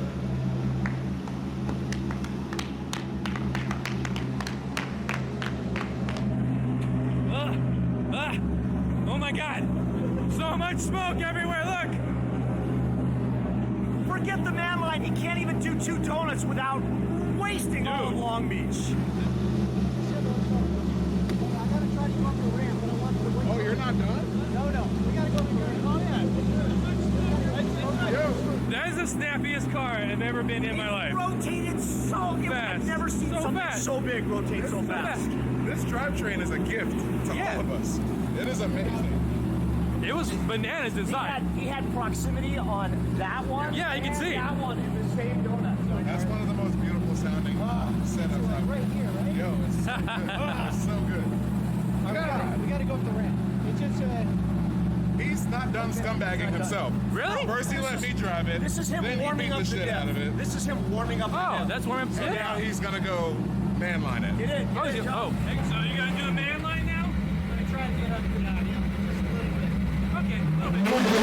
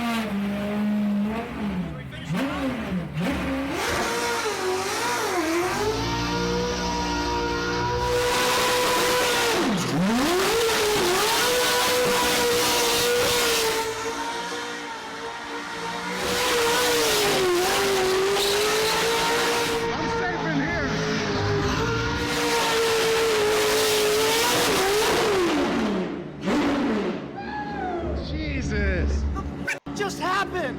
Man, that was awesome. That was crazy. That was sick.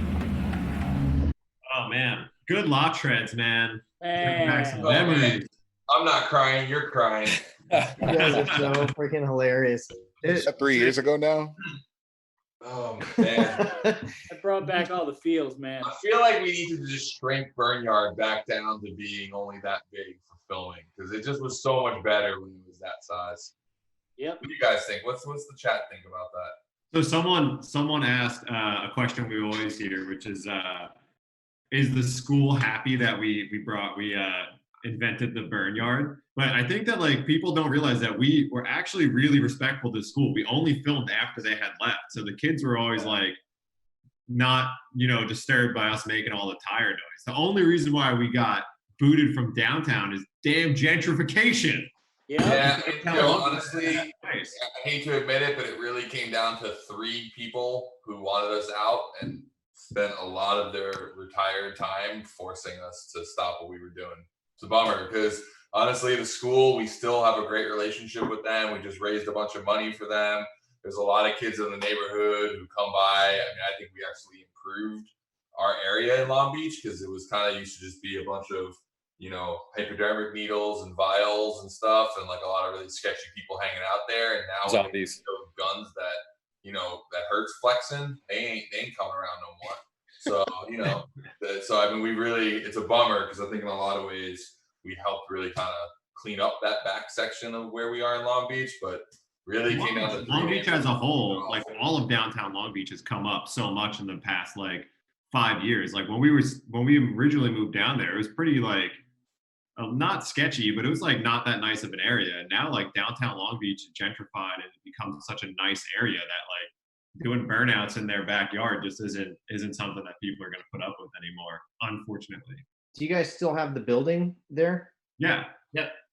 Yeah. Okay. So just not. Yeah, we still film all of our builds and everything else there. We just can't make noise. We actually still jumped shit car in the yard the other day. We just can't be making smoke and a lot of noise. How did that go, you say?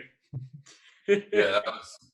If you haven't seen that, Zach's. That's what broke Zach's cervix, by the way. Yeah. So, yeah, that's how we got pull there. that up. I mean, Also, those kids, they like us because we throw the ball back over the fence at recess. So nice. Exactly. Got to be there for that service. I remember doing that when I was a kid. Like, come on. Yeah. Yeah. You know, and Hurt met the love of his life. That's cool. True. Yeah, it's actually true. True story. Why don't you tell that story real quick? Uh-oh. We should open up questions for Tanner on the video. So. My lady worked across the street. She was one of the after-school program people, also a speech therapist, and she caught me peeping one day, and then she came over, and now we have a baby. That's the exact timeline. Can we That's back what up? being a scumbag can get you. So. Yeah. Well, let's back up just to the peeping part. Like, what exactly was going on there? I mean, she would be outside walking around, and like, how could you not look at her? So you were peeping out of the burn yard. Well, we didn't have a fence at the time. Oh. Yeah, it was pre-fenced. So, if I was outside, we would always. Yo, that story changes so much if the fence was there. Where would Hurt be if we had a fence earlier? Well, that's the funny thing is we used to see each other and wave hi, and then the day the fence came up, like the day the fence was being put up, there was a space in between the fence, and we happened to be walking by at the same time and saw each other that last time, and then we finally talked and solidified things. You need the pressure of the fence, maybe kind of closing the door. Yeah, maybe. It's like, oh no, this is it. The fence symbolizes opportunity. And it was closing fast. Doors open. Seize the day. So guys, I actually got a jet because I gotta go meet Jolly and pick up the Audi. So don't worry, we'll stay 20 feet apart from each other. But I'll hop on the stream driving the Audi back home. Wait. Are you taking a trailer or are you driving it, Brian? I'm gonna drive it home. It runs. All right. Just I wanted This people. has a bad wheel bearing, but I'll deal with it. I So wanted people to know it runs. yeah. Well, it's an Audi, so it driving ran. home. Doesn't mean it'll What? still run. So, Yeah, I know. I haven't started in like a month, so we'll see. It may end up on a trailer. just but- hit us up from the side of Long Beach Boulevard. Well, I'll be calling you, so keep your phone handy. So is this the Audi that was on the lift the very first time I went through the building in Long Beach? Yeah, this is the Audi I've had since like 2003. I mean, this Audi dates back to the first time you and I met, which, by the way, was a story we should tell for another time. But yeah, for Tanner sure. and I, when Tanner and I first met, I swear I thought Tanner was 17, not like 6 years older than me. And it was for the first X Games ever. And I had a brand new Corvette Z06 that I drove cross country, and you and I just wasted tires in a parking lot while we had nothing to do, waiting I guess we were doing testing the next day. We were like up north, so Yeah. That was with the Subaru program, right? That was it Colin? Yeah. So it was you, Colin McRae, Travis Pastrana, and Ken Block. early Right. days. And it's It's like 2006, I think. Yep. Yeah. So That's right. yeah, I honestly, like, I didn't know who Tanner was at the time, and I was like, "Who's this like 17-year-old boy?" Because you've always looked like you were half your age. So, and I'm then like, You who's look this like the youngest guy on this 7'5" stream. dude walking out of the- First What time I was met Tanner was at SEMA. I was at a table with Nads, Tanner, Tony Angelo, and a bunch of people, and I can't really tell this story. Was that the, Yeah, it was sounds the like a Hoonigan rowdy party? group of people. That was the Hoonigan party? No, it was yeah, it was before that. Uh, But Nads was being Nads and showing Nads things. I'm glad I don't remember whatever Nads did. Man. Anyway, all right. So on that, I'll catch you guys in a little bit. Later, Brian. All right, good seeing you. Brian. Wow, See you later. Jesse O in chat remembers. Yo, Tanner, what's going on for you this year, man? You racing stuff? You filming stuff? What do you got coming up? Well, things are stopping, but so I'm still like spokesperson guy for Volkswagen America and for VWR. So luckily, I kind of did 20 or 30% of my work for VWR already this year. Did a trip to Dubai, a trip to Finland, trip to Germany, and did that all right in January and early February. And so that they're for videos and they're launching the Golf 8. Volkswagen is, and so the Golf 8R is coming out also. So we're shooting videos and stuff with that. We have a lot of plans to shoot more stuff in the US. It's all on hold, but hopefully we still get to finish some of those plans before the end of the year. Tanner, we don't have to talk about it, but I think my audio dropped off. I can hear you. Oh, is it NDA, or can we talk about that car that we wanted to do some filming with Volkswagen? Is that top secret still? We can talk about that, sure. Yeah, you should tell the people, man. That thing sounds like an exciting project.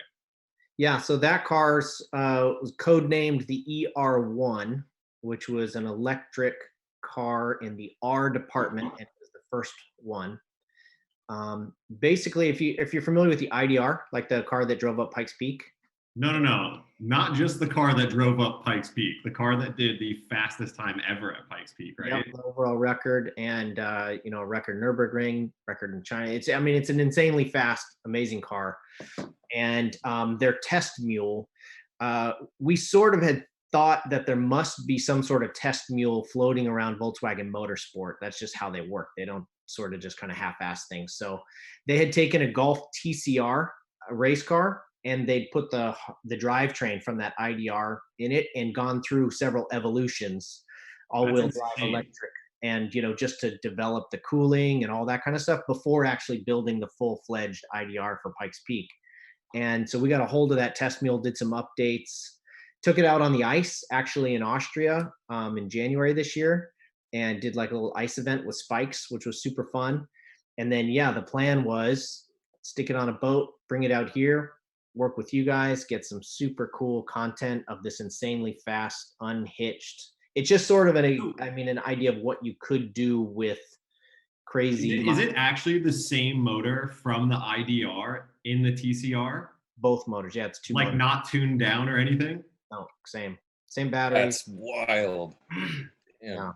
And so it was the test mule, so the battery generation maybe a couple versions earlier, but still max power and everything. Can someone just add a picture of the IDR for the background so the people could understand the type of car that we're talking about has the swap into a Volkswagen Golf? I got a couple questions for you on that. Just about how, I guess, the process goes for testing and stuff. What are some of the drawbacks in an electric vehicle as far as a race platform? Like, is it heat, cooling, or what takes the longest part to figure out? I think it's cooling for the battery. And there's a trick with electric cars because they heat up just as much charging as they do discharging. Right. So temperature-wise, they never get a break. And unlike a regular car, while you're in the pits and it's off, it's cooling off, where electric cars just keeps on heating and heating and heating. So dealing with that, I think, is one of the main problems. And that's through the various evolutions. I know that's something that Motorsport worked on, and I'm just happy that they took the project on to try to do something. I mean, a record starts the motivation, right? They want to beat Pike's Peak record overall. Awesome. That starts it, and then before you know it, they're tripping over every problem, whether it's heat or capacity or drivetrain handling the torque or whatever the problem is. They're finding answers to it, and that's what motorsport's for. That's what I'm into, is finding those answers. Right. And seeing that, becoming a trend. Now motorsport is evolving. This is going to evolve some racing. So that's why the question is just to understand what we're going into. Like me as a builder, fabricator and stuff, building race cars, you gotta know about what's coming. Like we're gonna see more and more electric cars. We gotta know how to modify it, make it faster. Yeah, there's and one thing early on that I talked to some people that used to work at Tesla, and when we first started talking electric stuff, maybe 4 or 5 years ago, they were saying modifying electric cars can be a lot more difficult for the street, because like with let's say you got what's a car you're working on right now? Just like my S chassis is all I have. So okay, so there's maybe the bottom end of the motor that you're using can handle a certain amount of power, but there's a limiting factor somewhere else, and maybe you get rid of a bottleneck in the exhaust and replace axles, and maybe now the limiting factor moves on, and eventually the power raises and raises as you fix the weak links. With electric, the idea is that when it's designed from the factory, every single link knows exactly how much power is going to go through it from the factory, so they're all right at the limit. And so if you're going to increase the power, you might have to increase every freaking circuit. It's proving not to completely be like that, but that seemed like what it was. That's interesting. A few years ago. Tanner, big question I have. So when you're driving a car, right, and you're on track, certain turns you have to be in certain gears and so on, right? Yeah. Now, when you're driving an electric car that is a single speed, how does that affect your thought process while like entering corners and exit speed and stuff? Because you have to be way more focused on the actual mile per hour rather than like the feel and the RPM of where your car is, right? And I don't have a lot of experience. I didn't get to drive the IDR, and because we don't have the ER1 here right now, I haven't got to drive that on track except on ice. But that was something that I was really actually worried about. And I think it's a tone. You hear the gear whine is just a constant increase in frequency all the way up. And so it's like tone, but that's exactly, there was two things without having a gear. One was corner speed. It seems like it would be easier when you have the hearing muscle memory or something to know this is a third gear corner. I'm going to drop into third. I'm going to be about the middle of the gear as I get on the power. And so you sort of intrinsically use that to tell if you're going the right speed or not. And I think with electric, the overall tone, you'll start to learn. So there is still a noise and like a vibration factor and really stuff. Loud. Yeah. The gear whine is really loud. Interesting. Okay. And then the second thing that I was worried about is, like with rallycross, for example, you have a ton of power, not much grip in the dirt. You're running racing slicks on dirt. And so, your right foot is your traction control. And when you're in third gear, if you make a kind of a mistake and you're a little overzealous, your wheel spin only goes up to the top of that gear. It doesn't go to the top of the car. Right. Oh, that's crazy. And now all of a sudden your traction control right foot has the potential to triple the wheel speed of the car, double the wheel speed of the car. Dude, that's wild. Yeah, that's really like, I think you really have to work on the throttle mapping on how the power leads in on the throttle in order to give you your human condition a chance. Yeah, because you're not going to bang limiter in second gear, and that's your limit. Now you have infinite amount of wheel speed to throw you over that. Man, that's got to be tough. Yeah, for all you guys at home, if you have an electric drill, go up and squeeze that trigger as hard as you can and see how fast that thing gets to where it's going to go. Immediate. That's what we're talking about. And that's got to be crazy about, like, there's no diff, obviously. Each wheel is kind of driven on its own. So you kind of have infinite diff tuning options too, which must be crazy, like having that as a blank slate. if you're running a 4-motor setup, then that's going to be a really big deal. You know, there's a guy that reached out to me on Instagram who's got some interesting kind of college. These are the college projects people do now, by the way. It's freaking Yeah. MIT is like the biggest tuning house all of a sudden. It is awesome. This dude's literally working on a switch, you know, like I've never driven a monster truck, but I think anybody driven a monster truck? I've been in one. Okay, so isn't there some sort of a switch to do the rear steer? Yeah. The rear steer. So he's trying to develop an extra switch to essentially shift a percentage of power one side or the other. It's a bit of a crude thing. I mean, honestly, it can be completely mapped into the steering wheel. Oh my God. So that could even help you with turn in or whatever. Oh, it's so much better to turn with torque than with a steering wheel. That's so wild. That's insane. Like the steering wheel is good. It's a good way to. Someone in the chat just mentioned like the crazy part about electric motors is that max torque is at 0 RPM. So like there's no like power band you have to get into to reach the potential power, right? Yeah, it's all there, and I think there's kind of. Again, I'm not like leading expert. I'm sort of in the conversation sometimes, but there's like 2 different kinds of motor. There's one that's called sausage and one that's the pancake. So the sausage motor looks, Now you're speaking our language. Yeah. It's about lunchtime too. Yeah, I know. And there's pizza in the background. It's ridiculous. Jimmy Dean making electric motors now? Or what? Yeah. I mean, I literally have pasta and cereal here, and I've got about 3 days left, and I've been doing it for like 4 days. Rough. Anyway, amazing. And then we never saw Tanner Foust again. Yeah, it's last he was talking out of food. Yeah. No, so the sausage motor, let's see, that one is more, I think that one is the more high RPM. It's less about low RPM torque and drivability, and it spins a higher RPM in the motor itself. And then the pancake motors, I think, can be literally stacked on each other to add torque. I don't remember which way it goes, but those are kind of the 2 types. And it's so there is a evolving industry there, but compared to a combustion car, yeah, I mean, everything is pretty instantaneous, and you don't necessarily have a super high top speed. I haven't driven the Model 3, but I've seen a lot of videos of people. I guess the new update, you can set it to rear wheel drive. Yeah, you could drift it now, which looks pretty fun. It's awesome. Yeah, I mean, it's what do you guys think about that? As far as like drifting electric cars.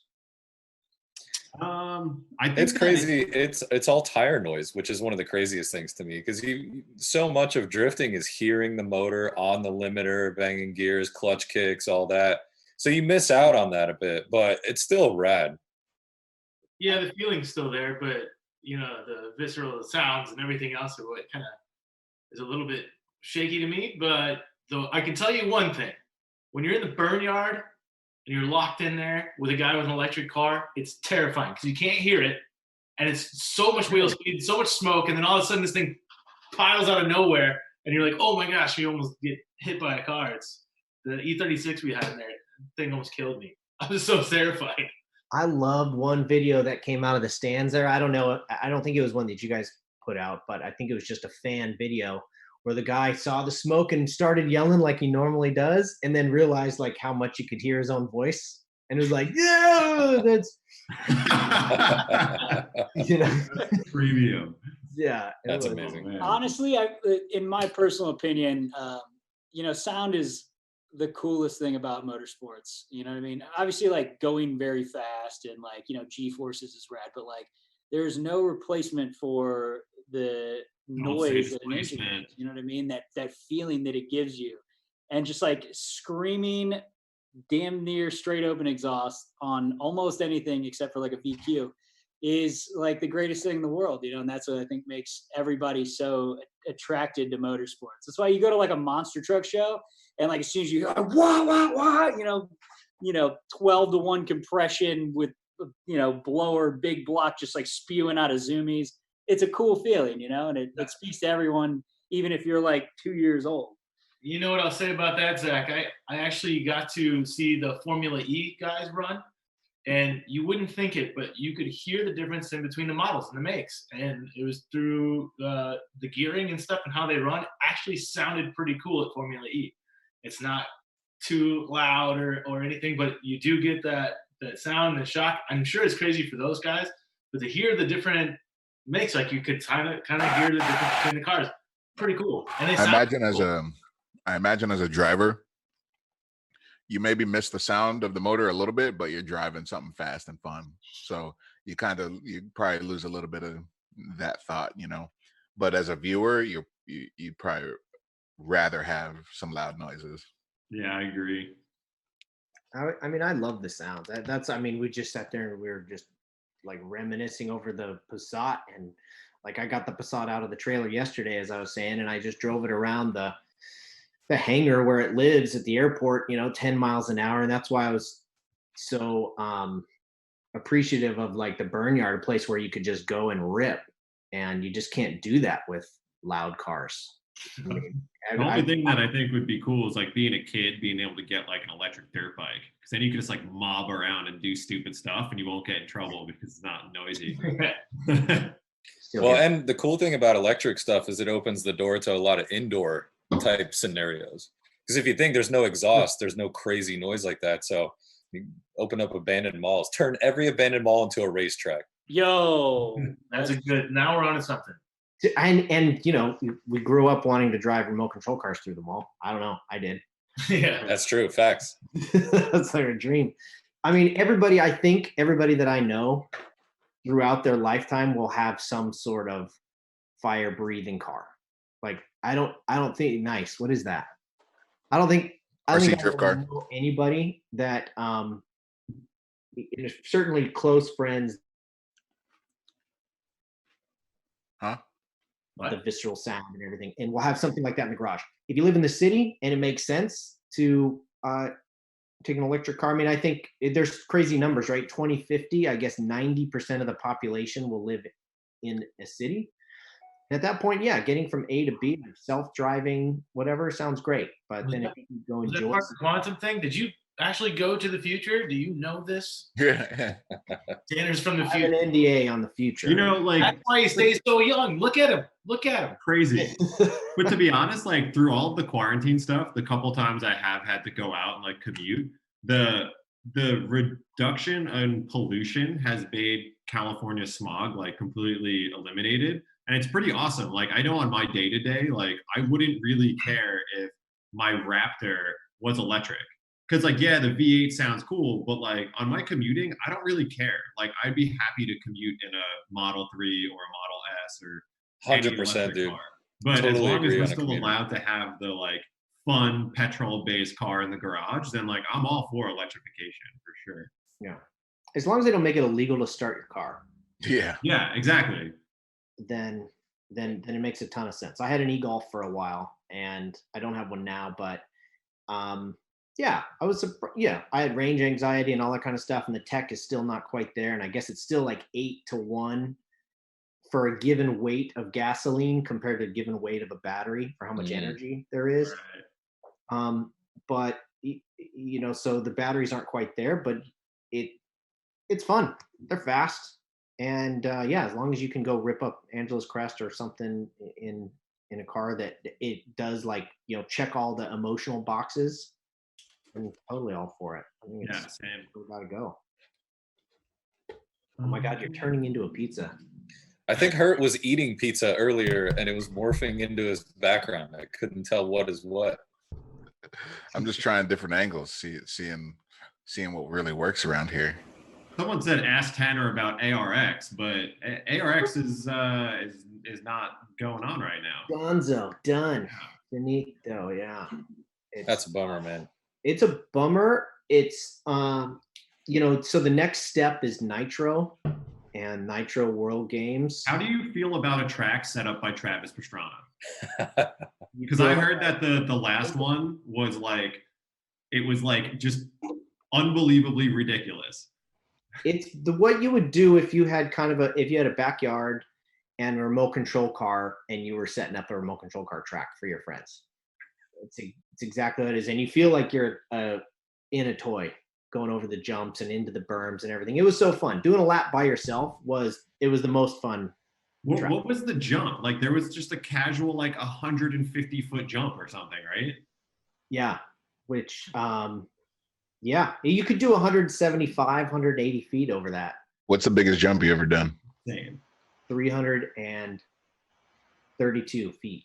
What? Was that the X Games? That was the Hot Wheels jump. Yeah, the Hot Wheels thing. Yeah, it was that was sick.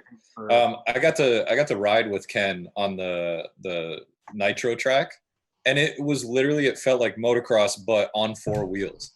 And I don't understand what sane human would race other cars at any point in time on that track. You're in the air half the time in one section. And it was inevitable that you would make contact with somebody over that jump. That's terrifying. Or you had to do it with a flat. Ken did it with I think a front flat, which is pretty scary. Jeez.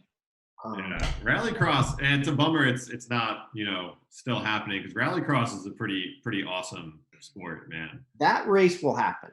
Nitro is going to happen again, I believe, this year, at least once, maybe even more than once.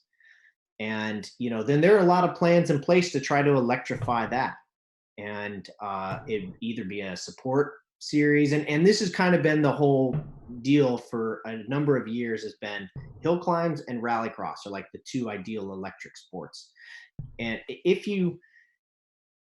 so it's tricky because you go to the manufacturers make the racing world go around. They're the ones that spend the big money that keep the world spinning in motorsport.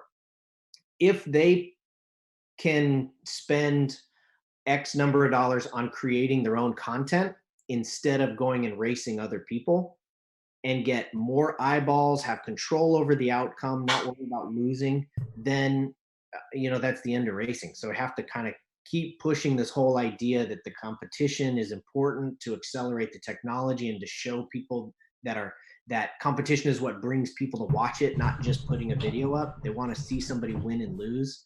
Yeah. And so that's constantly the battle now with manufacturers, is convincing them that racing is still badass. And even as you start to look into future tech like electric, where, are you really going to have a battle of who makes the coolest battery or cools their battery faster than the other guy? So I understand their point too. It's hard to show the tech that is really on the forefront of innovation in an electric race. But so anyway, rallycross, it's great. Short races, high torque, young crowd, cars look like real cars. It's got checks like all the boxes for like a good way to inject fun into electric. And then you mix it with Pastrana's vision of what rallycross is, and it hits home even harder. And then electric dirt bikes, electric. Yeah, it's nuts. Tanner, someone asked a question which I don't even understand. They asked, does Tanner still hold the indoor speed record? What does that even mean? What did you do? So when we were doing Top Gear, we thought it would be fun to have a Ford Fiesta have a land speed record, and because it'd be funny because it was a Fiesta. And so there was an indoor speed record. I can't remember what the record was before, but we found this 1 million square foot building out in I forget, what is it? Where did they build a 1 million square foot building? Victorville. Is Victorville? Of course. Of all places. Wait, is it like that Skechers warehouse that they built off the like if you're going out to Palm Springs? It's right off the highway, and it's probably full of stuff now. It was empty then. They just finished building it, which meant the surface was like polished concrete. And terrible. Yeah, we got in there. They gave us buckets of like cornstarch to put down for traction. Oh boy. And we had enough to do 100 feet on the launch and 100 feet on the braking. Oh man. What a freaking joke. We got going. So we had a bunch of cars. Actually, the overall record was from an Audi R8, was 91 miles an hour, but we it was funnier to be more about the Fiesta. So I had a Fiesta rallycross car at the time, and I think we did 89 and change with the Fiesta. And then get on the brakes in that last 100 feet or so of cornstarch. Yeah, that's nuts. It was so much more scary than it needed to be. But I don't know. You're doing 100 miles an hour towards what I'd assume is like a concrete wall. It was a So concrete wall with a couple empty water barriers, and then these these poles are just like as you're yeah, going that's by. wild, man. Jeez. Tanner, can I ask you a question? Yeah. Can you just build a shitty drift car and come drive with it? Yes. I second that. Let's do this. Yeah.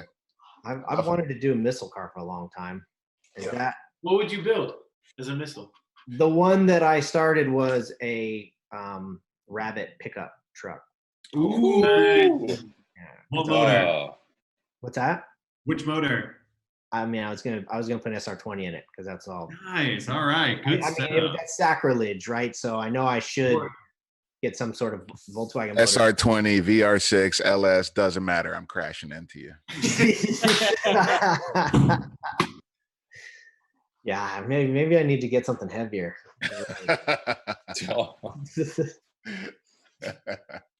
Yeah. That'd be sweet. That'd be a fun little build. You should make some time for it, man. Yeah. Let's take it to the chat for a sec. Chat, what do you guys want to hear from Tanner? Wait 5 seconds until they start replying. It was I kind of had the vision of this missile truck with the hood off, the intake coming through the light, everything, but just never got around to building that. Someone said, ask you about your 911. What 911 do you have? You have that 912, right? That's like a early 60s or mid 60s? 912, and then you have It's a mid 70s, 912E. And then I have a 911, technically, I guess, a GT3. That's a more like a newer, a 991. Oh, nice. 6-speed or PDK?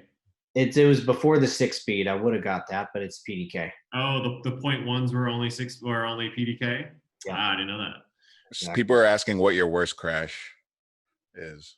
My worst crash was in a Subaru Bug-Eye rally car in Colorado, 2007. It was muddy rally, so I had probably another extra 200 pounds on the car, and it was a stage we'd done 3 times. I was in production GT class, and I hit a bump, and I was going pretty quick on these S's, and there was a drop on the right, and it was kind of like on a cliff edge sort of a thing. Dropped off, and then it was about 75 miles an hour, dropped off and lawn darted into the other hillside. And it was the last time I've driven without a Hans device, and literally stretched in the belts enough to break my helmet on the gear shift. Wow. And then rolled down the hill till. Oh man, that's terrible. Yeah. It was rally. I mean, as you know, Ron, but it's like rally's gnarly.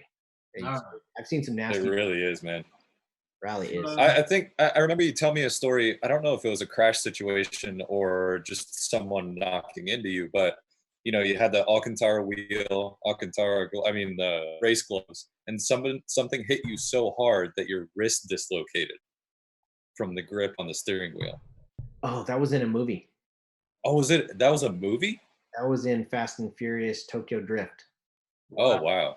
Yeah, and it was actually my shoulder came out. It was crashing with Reese Millen. He was the good guy. I was the bad guy. So I was in a 350Z, and he was at the time he was in a Mustang, and we're going down the backside of a mountain. And just the way the wheels locked one time, it just spun the steering wheel, and it just twisted my shoulder out. That one messed with me for a long time. It popped out in a race, actually, and wow. It's come out 3 times in different times, but it was in a race in Seattle at Dirtfish for Rallycross. It came out in a race, it's a horrible thing. You guys had shoulders come out? I have. No. Yeah. Oh, It's not a good feeling. I don't do it. I don't do extreme things. You just play sports and stuff, and now I can't throw a baseball or anything without it popping out. Gross. Pop it out now, Dan. Yeah, do it, Mel. No. Mel Gibson style. Sucks, dude. It sucks. I give you Yeah, $5 to pop bang it it back into the wall like Mel Gibson. That's right. I see a lot of questions asking, will you ever do Formula Drift again? I don't know. We built the Passat, and to sort of justify building it, we did 6 rounds over 2 years, and it was super cool, and it was great to see, honestly, amazing the number of fans that have been going to the drift events since 2004. Like, it's just incredible. The family in the stands, not just even on the track. For sure. Probably more consistency in the fans, honestly. And there's and I enjoyed it. I thought the sport had evolved in some really cool directions. Some of them didn't suit me, but I think it's evolved back into stuff that I like, though. So maybe we'll see. If I did, it would, since I'm still got to deal with Volkswagen, it would need to be in like a Jetta or something. It definitely had to be a crazy feeling stepping away from Formula D after pretty much dominating with that TC, and then coming back. And I'm sure there a little bit of you had to be like, I'm gonna show these guys Daddy's still here. But the game changed a lot, huh? Never had I never had an image that I'd come back and be like really competitive in the Passat. I'll be honest with you. In fact, we even made a video, and in the video I said those exact words, and they edited it and cut it with me saying that I'm going to come back and be competitive. And I saw the video, I was like, what? No, that's what I said. And it's like, gosh, shit. But they just cut out the knot. It was I can't remember how the wording was, but when I saw it, I was like, oh, well, whatever. And it was big. The first event, the car got better, it got better after the first event, and I got more used to dealing with more steering angle also. But it's I never had any dreams of grandeur coming in with a 13, 15 foot long car or whatever, with a scoring and what judges were looking for completely different. The level of the sport completely changing. I don't think drivers are that much better, but the number of drivers at the very top is 20 times what it was. Yep.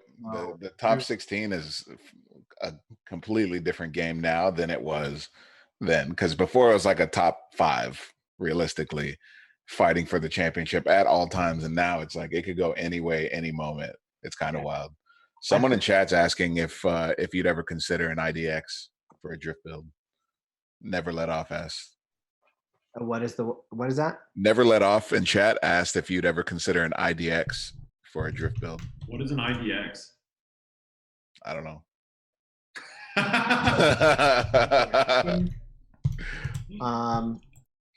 I mean, maybe he's not referring to the IDR or electric. I'm pretty sure Volkswagen wouldn't allow the IDR to go smash into other cars. IDR versus Twerk Stallion. Let's go. If I was the CEO, it would.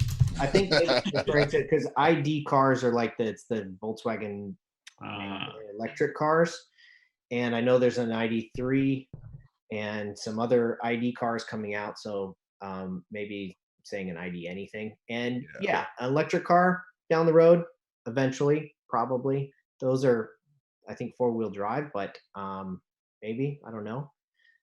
He corrected himself. He said IDR. IDR. Oh yeah. I mean, that would be a tricky one to drift. It's got hardly any steering angle. But as far as I'm driving fast. If anyone, I mean, you usually work with Papadakis. If there's anyone who could find steering angle, is that guy for sure. Yeah, how are the cars now? I mean, are they still in the WiseFab 85-degree type style, or what's happening? There's some crab walkers. Yeah, we got a good one. Which cars from Tokyo Drift did you drive? Mainly the gray 350Z of DK. Then also drove, was it Morimoto? He was in like a gold 350Z that got crashed. And that was like when we were doing that drifting, and we had actually we were down on drivers, and we had Alex Pfeiffer come out. Battle version. Yeah. And he drove this car drifting for that night. And then at some point it crashed, and I got in it for the crash. And I got in with this stunt guy named Corey Eubanks, who's like, he was 18 when Dukes of Hazzard was going on, and he was one of the 2 guys doing all the Dukes of Hazzard driving back in the 70s, 80s.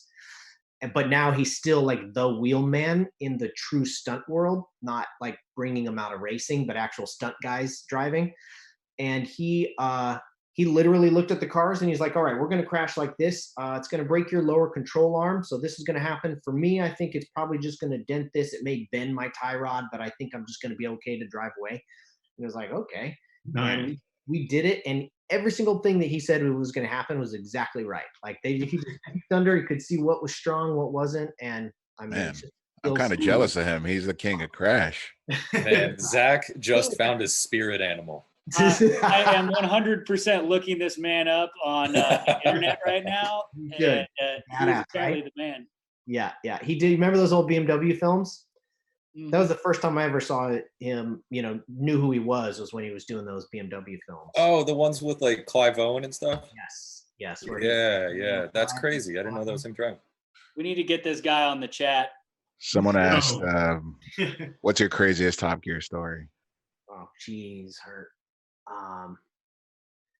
Like a farting story? Fart stories always win. It's fun. Hey, if you got one, let it loose right now.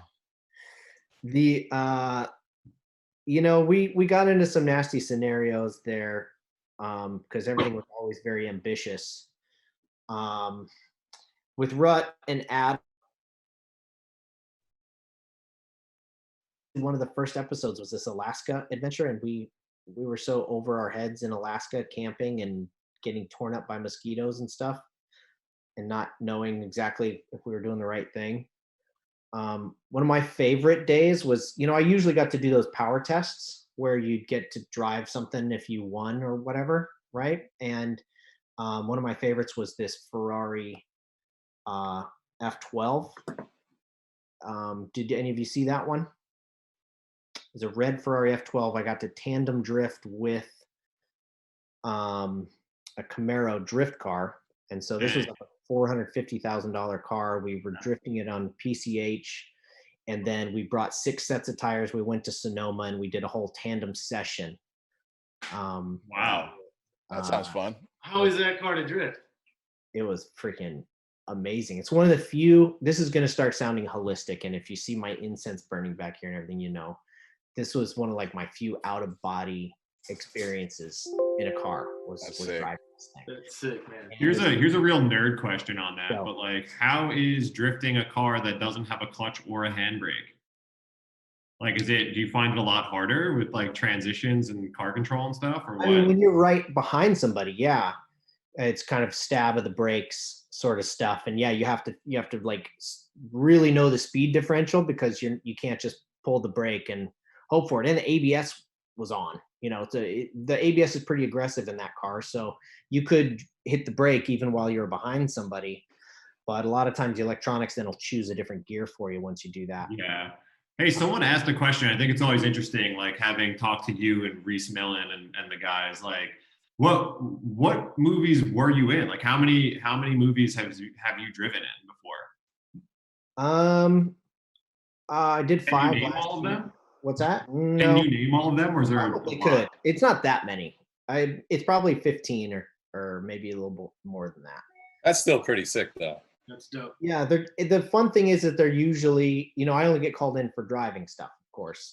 So, and if they need like a real muscle guy, then it's just right there it is, Tire Slayer. So it's usually it's really fun. It's always fun, but the really big movies a lot of times aren't as fun as like the smaller low budget movies, which more freedom. Yeah. What are some really big pictures that you've been in? Like some big mainstream movies that we'd all know. I mean, like Hobbs and Shaw was a big budget movie. The Fast movies are typically pretty big budget. The smaller budgets that are fun are, I've done the Bourne movies, like and Iron Man movies. Right. But some of the smaller ones, like, Dukes of Hazzard was my first job. That was super fun. That was in 2005. Yeah, that's sick. That was a blast. What was the hardest car that you had to like do a stunt in? Like, were you given like an old Chevy van and they're like, do a 360 or something? Do a thing. All the time. That's what stunt driving generally is you get we have this vision of this amazing thing. We got this Mustang and it's going to be great and blah, blah, blah. And then you get this 65 Mustang that has 6 turns lock to lock, big giant wire wheel. And I don't know if we're spoiled by steering quick racks or something, but drifting a car with a super slow steering ratio is really, really hard. Oh, I bet. And I mean, you literally you spit on your hand and just throw the wheel in a transition and then just like catch it and hope that it's like somewhere close. But then when you get into some little quick steering thing, the transitions are so easy. So sometimes half the job is convincing the production company to spend the money on a quick rack, good handbrake, good differential, and then we'll be able to make everything else, look cool. Oh, interesting. I didn't even know that you could like make those types of changes. I just figured you showed up to set and they were like, yeah, here's a 84 Caravan, go do a drift. That's how it is sometimes. But the industry has changed. It also was really sacrilege to hire somebody like me or Reese or somebody who's comes from a different industry than pure stunts. Wow. Okay. Dukes of Hazzard was one of the first where they did that, and in fact they didn't hire Corey Eubanks, which was a bummer. He was a freaking hero, but they went out of the realm, and the director did it. This guy Dan Bradley, and then they start to see, okay, well, this guy, we can have a specialist come in and do this bit of drifting or technical driving. And then I always found as that driver, it was if there was a crash, and it's kind of customary that they talk you through the crash and ask you if you'd like to do it, and they've got some extra safety gear if you don't have your own. And I always found that it was good to just say, I'll do it if you don't have somebody else lined up to do it. But if somebody wants to do that cannon barrel roll through fire, I'll happily, step aside and let them do that. And that let the stunt guy do the stunt. They get a paycheck out of it, and you're not stealing all that work away from them when you show up as the racer kid. And I found that was kind of a good, not only political move, but it meant I didn't have like a sore neck the next day. That's cool, man. I've always found like the stunt driving industry to be so interesting, especially for when they take dudes like from race car, other race car disciplines, and then have them work in movies and stuff. So it's super rad to hear about it. It's so fun. It's really. May I ask a question? I see that you were a stunt driver on Straight Outta Compton. Was that you in the Testarossa? No, that wasn't. I was there that night. I did not drive the Testarossa. I drove a police car, and in a police uniform, I look like a middle school hall monitor. I knew when they would have me come in and like clear the car, with the gun and the flashlight, it was never going to be in the movie. But you should have borrowed Zach's mustache. That would have been good. Well, this one that's like currently stubbling in after 10 days of growth. Nice. I've decided to bring it back just like, while we're under quarantine here, but I forgot how long it takes for me to actually grow facial hair. Yeah, I'm in that same boat. It doesn't. Man, well, I've had a lot of fun doing this, but I've been getting blown up because I blew off my 2:00 thing. So I got to run. Tanner, thanks so much for joining us. I'm going to dip. I'll talk to you guys later. I'll be back later. Later, Vin. Later, Vin. So Tanner, real quick, like, what would you say, if you can remember, or put it into context, but what would be like the gnarliest vehicle you've ever driven, or something that was just kind of like, oh, this is like pants shitting fast? I used to do the show called Battle of the Supercars, which we did with Paul Tracy, and had this amazing producer, John Aronson, this guy who would somehow find these cars out of the woodwork, and we would do like tests against each other. And there were a lot of them that were just real freak shows. But we did get a hold of a couple cars. There was one Koenigsegg 1-to-1. I did more recently. If you're familiar with that one, yeah, that was insanely quick but safe. Then there was this Bugatti, the Bugatti Veyron we had in Florida. We were going to do 240 on this bridge in Tampa. That was like a new bridge. and somehow word got out, and there was news there and everything, and a council member shut it down. So we took this car out into the Everglades, and on this little road. Have you guys done 200 miles an hour? Nope. Yeah, pretty close. I have. So 200 miles an hour on a runway or on a road? On a runway. Runway. And did it wander? You feel how much a car yeah. moves around. Well, everything gets super light, which is the scariest thing. Like the smallest amount of steering can really send you off. There was an event called the Texas Mile where you used to, it's weird when you do a TV show, a bunch of people ask you to drive their cars fast. And so I was really fortunate to get in all these cars and go really fast. And one Mustang that would do 200 miles an hour in a mile, like the nose lifted off the ground. And it's an incredibly alarming feeling. So they're like, yeah, we're going to go 200. Your limit's 200 with the Bugatti. And I'm looking at this crowned road. It's 2 lanes wide and then swamp on both sides. They're like, yeah, don't hit the reflectors, whatever you do, because, that'll damage the tire. And I'm thinking, fuck it, 200. It's like, it's hard to stay in a runway, much less a road. And accelerated up, and that thing pulled so hard. When I lifted out of it at 200, it like coasted up to 210 and back. Like it was pulling like a freight train at 200. And then in the lane with one finger on the steering wheel, you could just drive it at that speed. So if someone in this going, chat was going to go 200 miles an hour, what would you tell them? Do it. Oh, I'd say do it in a Bugatti. Don't mess around. You have the means, mellow advice. I recommend the Bugatti. Yep. Excellent. So if you got a Bugatti and you're listening to this, come holler at your boys. Someone in chat asked if you ever met Paul Walker. Yeah, I did track days with him. Yeah, he was one of my favorites. We did, in fact, we did a pilot for a show together out at Willow Springs, and that was the first time I met Jason Statham. Also, he wasn't involved in the pilot, but he just like showed up at the track. But yeah, Paul was actually good. He was. I thought he was really good. He was a big Porsche fan, so I've connected with him on that. That's awesome. And he would go to the track unannounced. He'd go to a track day at Fontana, just with a motorhome and a car and a trailer, and just him, and would just go do just for the lapping, for the sake of lapping, and just join into an open track day. It's pretty awesome. Someone else is asking, what's your dream car? My favorite car that I've ever driven. Do your dream cars change day to day? Yes. Oh yeah. Hour to hour sometimes. We were talking about it earlier. I said you can't. There's no one dream car. You just like you see something, you're like Yeah. I mean, I've said some special like experiences. I'm not talking about Roadhead, but just some like special experiences in certain cars. But there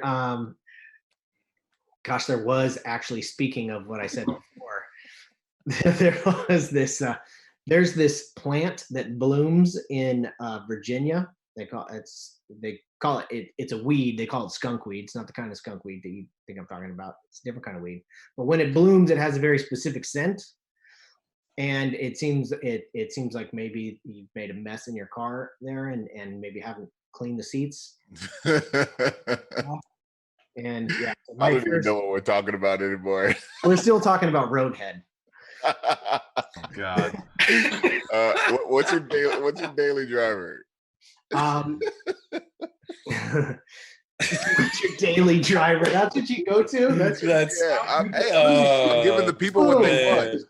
I'm giving the people. Hold on, we didn't answer the favorite. What's a top three? A car that I had crazy connection with, that during a show called Supercars Exposed, there was a guy who had a Carrera GT, and for whatever reason, he loved this car to be on TV. And we went to this. It was a lot of guerrilla filming, not a lot of permits and things like that for roads. We go up to this road near Malibu that was a one-way road up. It dead ended, and you just have a guy at the bottom of the walkie-talkie, and you just have the road to yourself. And we link these turns on this $400,000 car. Now I think they're $1 million or something, but that car was like, like you get in a go-kart and you're sliding a go-kart around and you're like, why is this so like visceral and easy in a go-kart? There's something, is it the caster or who knows what it is, but something about sliding around a go-kart, that's how that car was. It was as if you grew up, were born and went through childhood and adolescence in the car. It felt so natural just to be in it and slide it around and everything was perfect. And I just haven't experienced that really in any car since. So it's what are they, 2005, 2006 Carrera GTs? Is that, or what's the year of those things? Yeah, I think that's around that era. Yeah. Man, that's crazy. And V10 naturally aspirated, it screamed. It was, I mean, people know it unfortunately as the car that Paul Walker was in when he died, but I know it was one of his favorite cars too, but it's for good reasons. It's an absolute amazing. Yeah, I'm gonna go full nerd here, but there's a little thing that gets me super excited about big motors like that. It's the startup rev. Like the second you kick the starter and it turns on, V10s and V12s just do this thing. And the Carrera GT of all the cars, it just makes this noise that doesn't sound, it sounds like the future. That's awesome. Yeah, and Carrera GT, hands down my favorite startup sound. Right on. Yeah. They have one at BVI, and they were just checking it out, and they were looking for damage. And I saw underneath a lot of the tray is all carbon fiber, and there was one little nick, like where the diff was. It looked like somebody tried to jack it up. They said that entire carbon piece near the motor is like $95,000. So do not mistake how to jack your car up. It's just one of those things where you're like, wow, that can't be that bad, right? Just a little nick in the carbon fiber. No, that's a big expensive mistake. Man, I thought I could start making those for like $85,000. Undercut. Hey, our man Steve Harpin makes carbon. Maybe we could get it out of Shaggy's garage. Just undercut everybody. What's in the garage right now for you guys? What do you have freak shows that are running around? I got my FDRX7 in the garage, my 86 Corolla, my GS. Well, they're not all in the garage. Some of them are in front of my garage, but GS300. Your neighbors like what you do? They don't know yet. I just moved in. I just moved in 2 weeks ago. They don't know I'm king of the neighborhood now yet. Full Florida, just parking 4 cars across the front lawn. Yeah, they'll know soon enough. Shit. Yeah, I mean, that was always. What do you got cracking now? You mean you just got the S14 now? What, me? Yeah. Yeah, in my garage, I just finished my S14, 2JZ, Gary Turbo, Haltech. Pretty fun car. It's just over 600 horsepower, 540 torque, so enough to get in trouble for sure. Ron's over there with the matching Evos. Nice. Yeah, but no garage to work on them. I got an underground parking garage, so I thought about just doing a little setup where, I got my full little temporary shop going with just random people walking by me. Underground garage. So, which Evos are these? It's E46 or no? They're 2 Evo 9 RSs. One's wrecked, one isn't. Oh, Evo 9s. Okay. That was one of the great cars that I had in the past. It was an Evo 8. Oh yeah. I bought, as soon as they came to the States, I went to Kansas City to get one of the first ones that I could. Nice. Because the main cities were like all sold out. It was an Evo. It was 2003. I remember like it was yesterday. It was freaking March of 2003.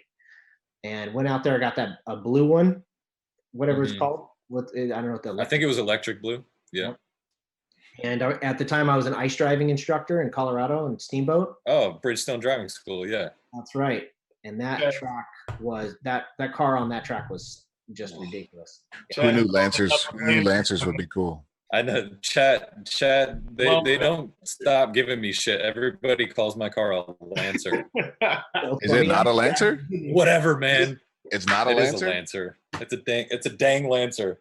The Lancer. That time though, when those came out, everything else that was out was just not anywhere near those cars.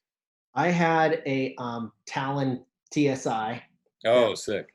I bought for $2,500 that needed a turbo. I stuck a 16G in it and then had everything. It looked like Christmas when you turned it on. It had every freaking tuning device on it, and you had to adjust things just for change in temperature going up the pass out of Steamboat to Denver. It was ridiculous. So I loved the fact that the Evo had basically all the same stuff. It had a 16G in it also. It had all the same stuff that I put in this Talon, but it was clean. Didn't even have a boost gauge.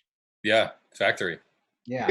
You ever just want to get a SAFC and put it in your daily driver just so you can like just you remember those things? What was it? The SAFC, the Epexi air fuel controllers. You remember those things? Yeah. It was like silver with the blue LEDs, and you looked like a tuner. It was the most tuner thing. So it looks cool. Yeah, no, I remember there was that, and then there was something that adjusted timing because those engines didn't have a variable timing. There was a turbo timer that would always freaking just go straight to 5 minutes.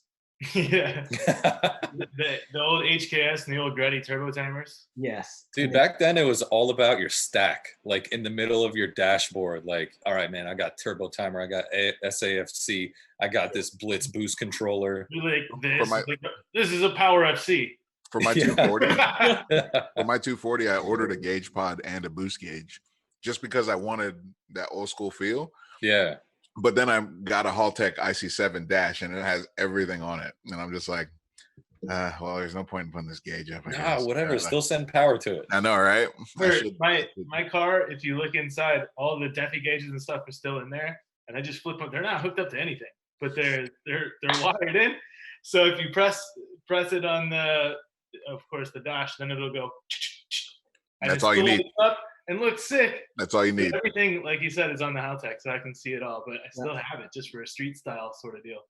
All the different brands had different colors. Like the Epexi thing was that freaking laser bright blue, this light blue color, and then Gretty was red or something. You know, everything was a different color. So when you turned it on, it did look like Christmas. It just got to get old. I always had these. I had some that I transferred to multiple cars, like the first generation Gretty gauges I really liked because it was a white face. And then I had an S14 that had a white face dash, so it kind of matched everything. And I would transfer that to every car. And I don't know where it went. And now I'm pissed. I forgot it or I lost it. I might have sold it with the car, but yeah. Man, that was such an era. You get the head unit with the animations, the dolphins jumping in and out of the water. Oh my gosh. Oh, and let's not forget at the top of the stack, you got to have your passport or your Valentine radar detector / jammer. You know what I mean? The one with the wired in. Little Cobra. Nah. Valentine 1 passport. Always had a Valentine. Yeah. Yeah. That was the way to go, to wired in. I mean, did you guys ever go to a dealership and give the dealer a line of crap about you're shopping for a car and, you know, I don't know, dad's getting you a graduation present or something from high school, and so you need to go test drive the new Eclipse? Or dude, put on your nicest polo. Try to, actually do something to your hair. Yes. Yeah, 100%. Now you show up in Sperry's, all right, khaki shorts, that crisp polo, or like a white Ralph Lauren button up. You know what I mean?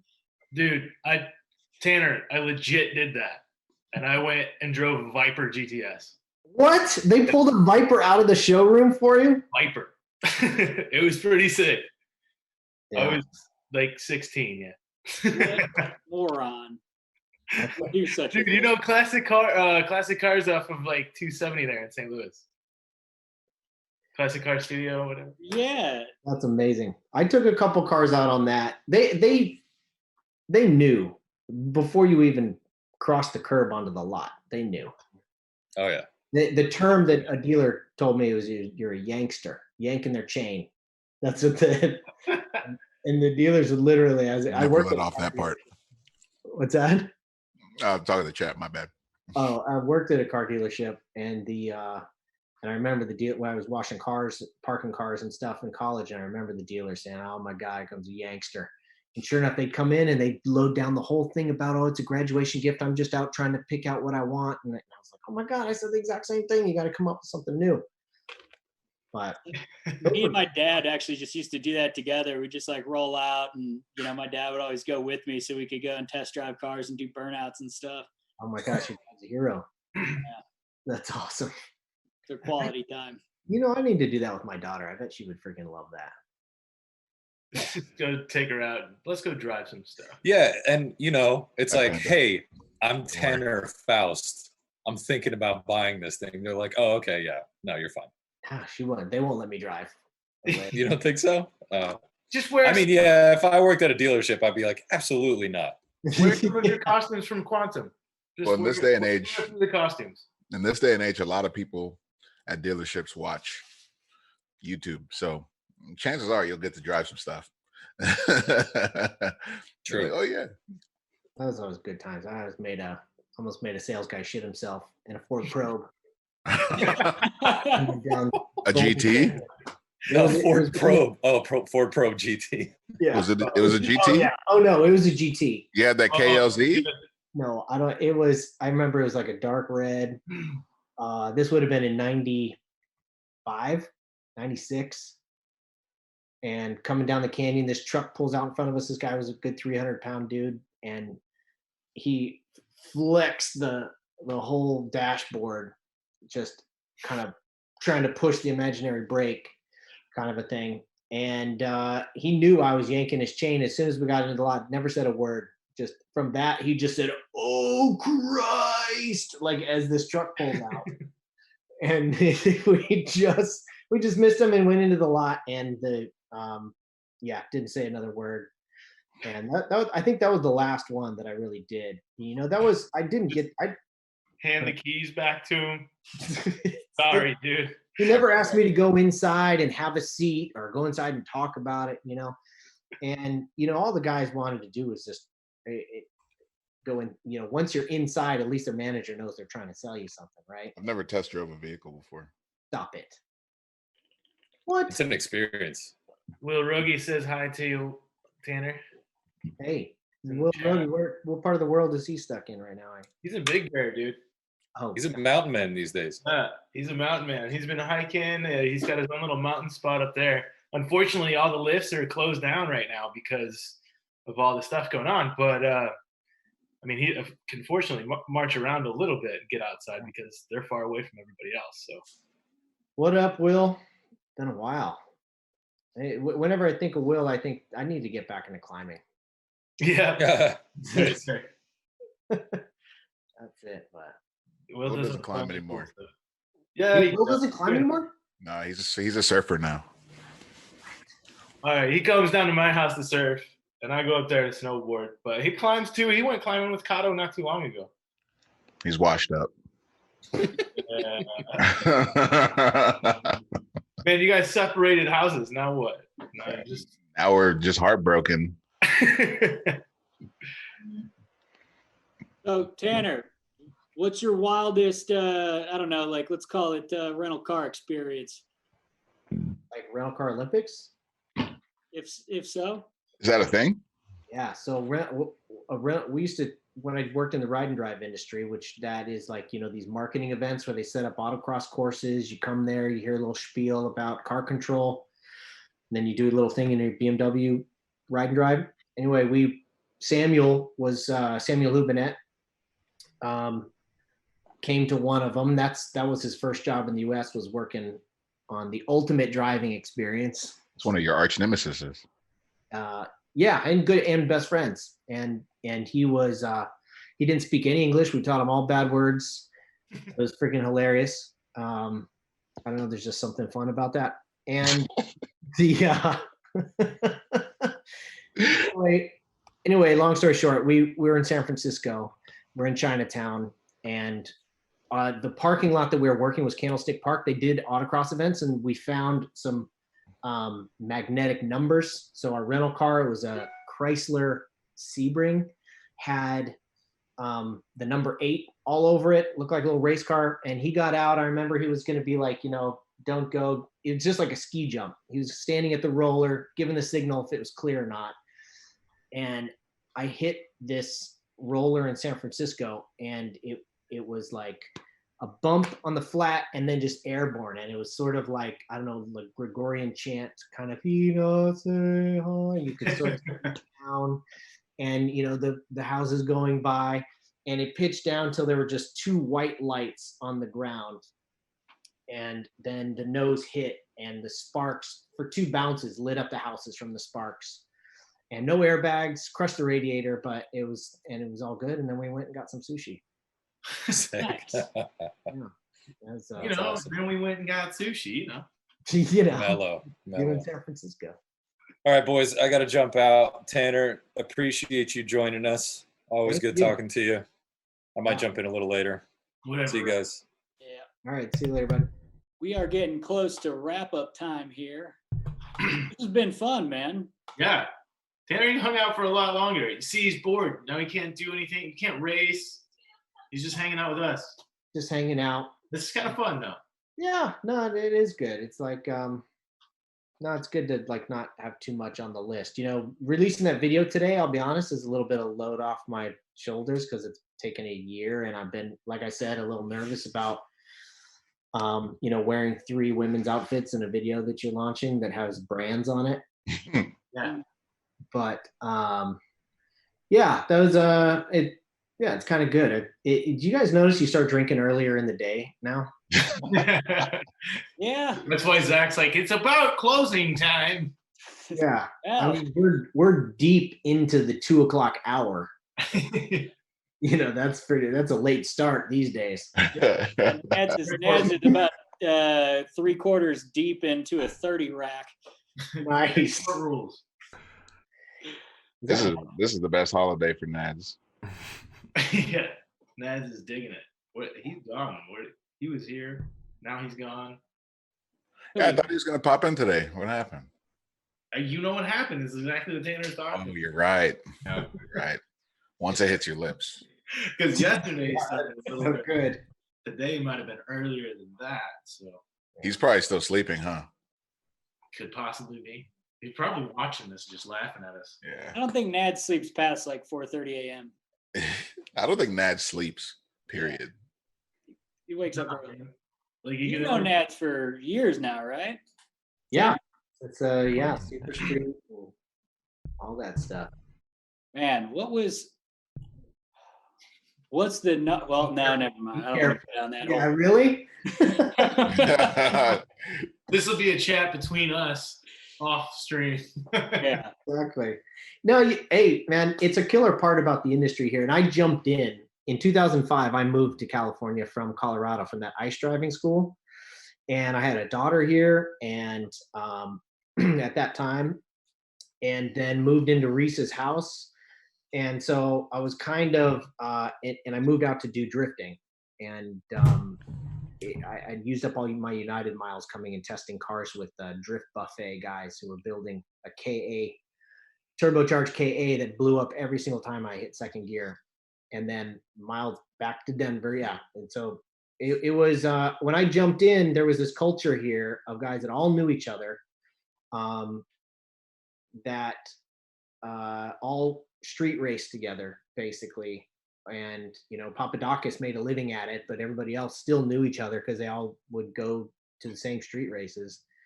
And so I kind of came in on the side door out from the outside as drifting got started.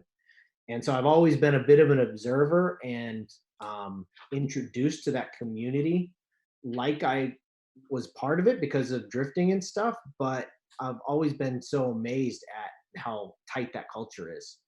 And it's an awesome thing. And those people have gone on to own Greddy and own various companies and Sabon and, different companies that have done really well. But when you get them back together at one of the 50 or so events, maybe 30 events in LA where it's kind of an industry event, those guys are just like old brothers hanging out in the street, talking engines. And it's so it's such a cool car culture here and that you guys are a part of. And so I'm stoked to still somehow be connected to it. Oh, we're stoked to share with us, man. Yeah, it's the best part about the industry is you could not see someone for a whole year, but when you see them, it's just like you never left, It's a great thing. I love it. Tanner, Motor family.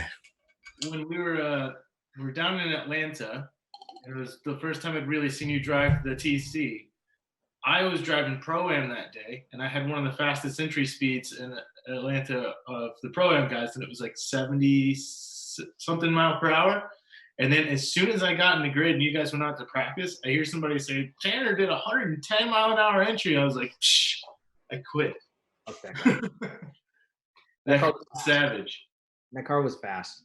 It was, it was the first car that had the G-Force, 4-speed dog box. And it was, I remember Vaughn would always ask me why I was slamming gears so fast.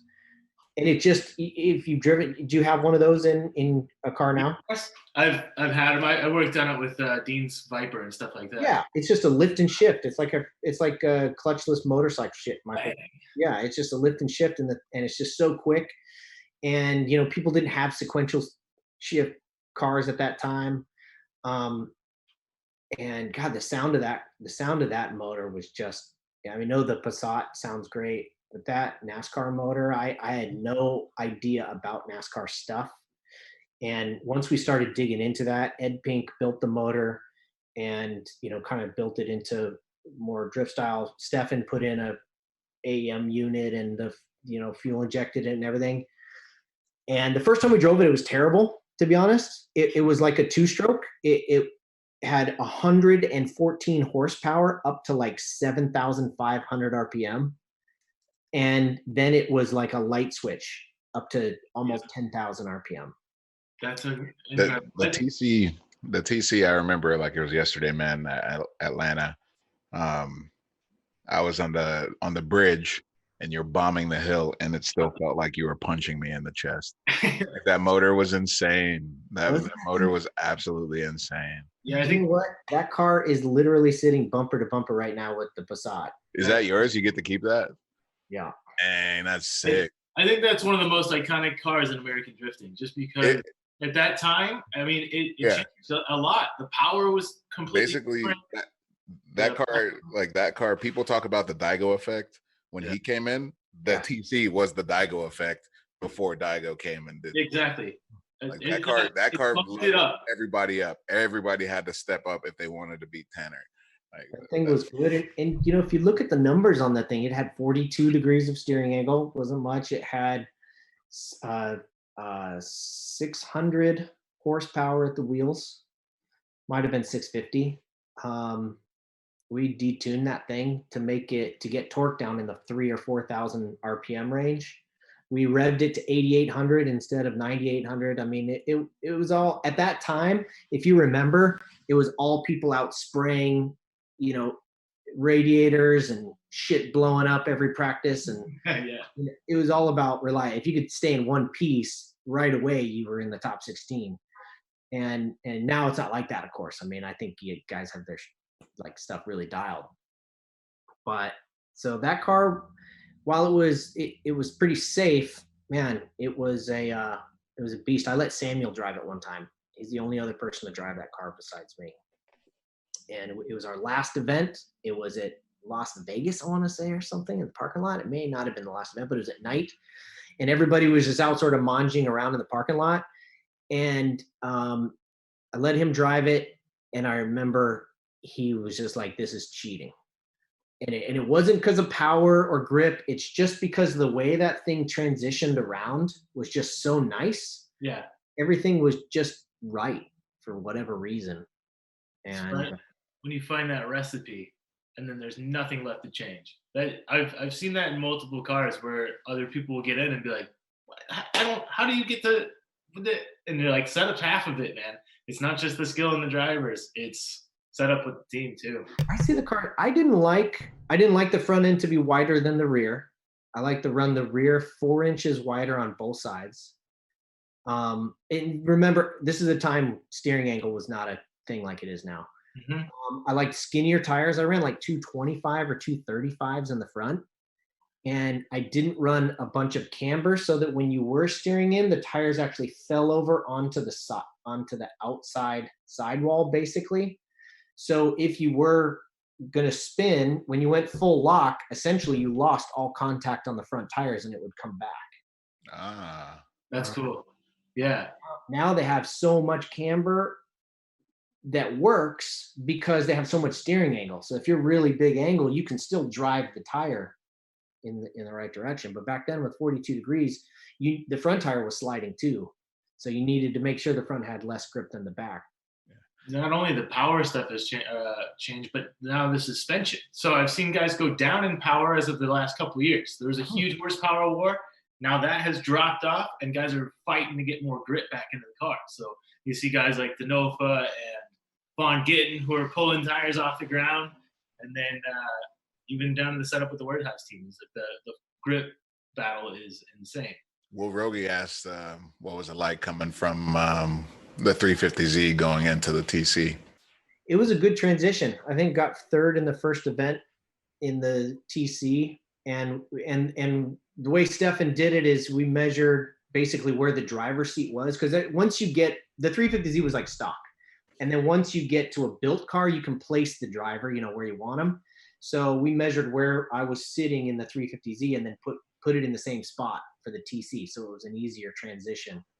The TC rotated a little bit differently, just because a bit more weight on the nose maybe, but and then the TC didn't have the torque that twin turbo, I think it was a Q35.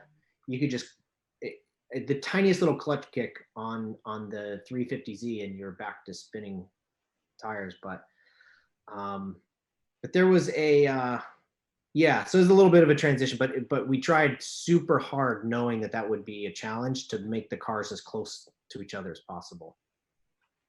I noticed that I know the Pro-Am guys have got the setup so far more dialed than we had it when we were winning championships. The book's been written.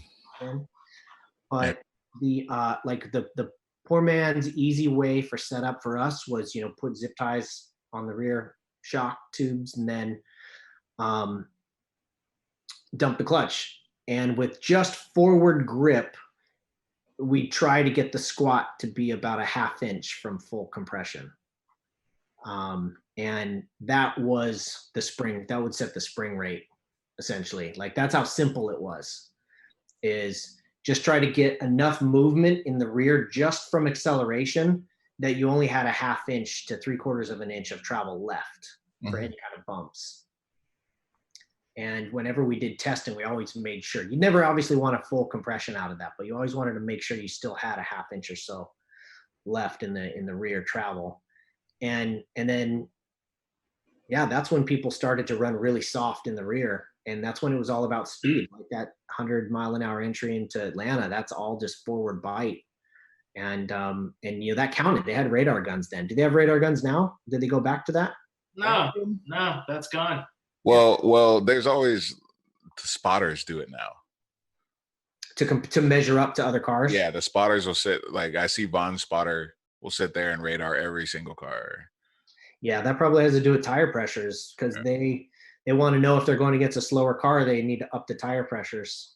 Yeah, they measure sections as well. So I've seen a lot of guys do that, where they'll measure a certain section of track, say like in Orlando, where you're down in between, it's coming off the bank and through the power alley, how quick guys are through power alley with the setup change for that kind of stuff. Pretty interesting to watch. I know that McCory was doing some stuff back in the day with adjusting the suspension via like an EDFC. The old Tane? From the bank to the flat, and was able to change the suspension. So they've outlawed that. Was that in the Porsche? Huh? Was that Tyler McCory? Tyler McCory, yeah. Yeah, in that old 993. I don't remember what he was. Oh, that's right. He had a Camaro. The Camaro. Yeah, it was a Camaro, and it was a button like on the handbrake, I believe. Super techie. That's awesome. Super cool, right? Yeah. There's that's awesome. I remember the first D1 event at, I don't know if it's sacrilege to talk about D1, but the first D1 event at Irwindale, what they did for the judging was, you come off the bank, transition cone at the start finish line, and then into the infield. They would, every practice session, move the cone a little bit further up. So it started way down the track. So you had a big transition over here and then a transition back. And then they move the cone further up the track so that you're kind of transitioning in a little bit more committed spot coming into the infield. Right. And then for qualifying, you're essentially transitioned the wrong way coming at the infield wall. For qualifying, all they did is you had to be within a meter of that cone. And if you were within a meter, then your qualifying score was just based on your speed. Then they just had a radar gun there, and your transition basically at the wall, the faster you went, and you'd have to go fast enough that you'd have to get back and lock all 4 tires as you were transitioning in order to not, case it in there. Yeah. But that was it. They just led you into the fire with the movement of the cone, and then said, all right, the faster and more committed you drive at the crash, then the higher your score. It was such a simple thing. I wouldn't say that's how it should be. Yeah. I just remember thinking, this is fucking crazy. Yeah. Literally, the closer you come to crashing, the higher your score, and we're going to quantify it on this radar gun. Right. Yeah, it's nuts. And man, I got more nervous doing qualifying runs and drifting than anything I've ever done. Hot Wheels jumps, world record loops, whatever. More nervous doing a qualifying run in FD than any of it, which was great training. It's great training for sure stuff. Well, I'm just getting some info. It is time for us to wrap up here. Oh, I see Jesse just popped back in. That's fine. You're faster than me. I'll just you take it, man. You got it. It's all you. Well, Tanner, it was awesome talking with you, man, and thanks for letting us share your video on this thing today. Yeah, thanks for watching it. Or thanks. It's really nice to see all your reactions while watching me in a dress and a bunch of makeup. Oh yeah. Well, next time you come back, throw the dress Honestly, on. It's the best I've ever seen you. Thank you. Well, I guess that's it for today, boys. Chat, it's been real. Thanks for joining us. We'll be back tomorrow. Tanner, thanks again, man. Yeah, more guests, more good times. Tanner. Hey, thank you, fellas. Thank you very much. All right, have a good day. That's it for Tanner, chat. Thank you, everybody out there, for watching. Hip. We'll be back tomorrow, probably around noon.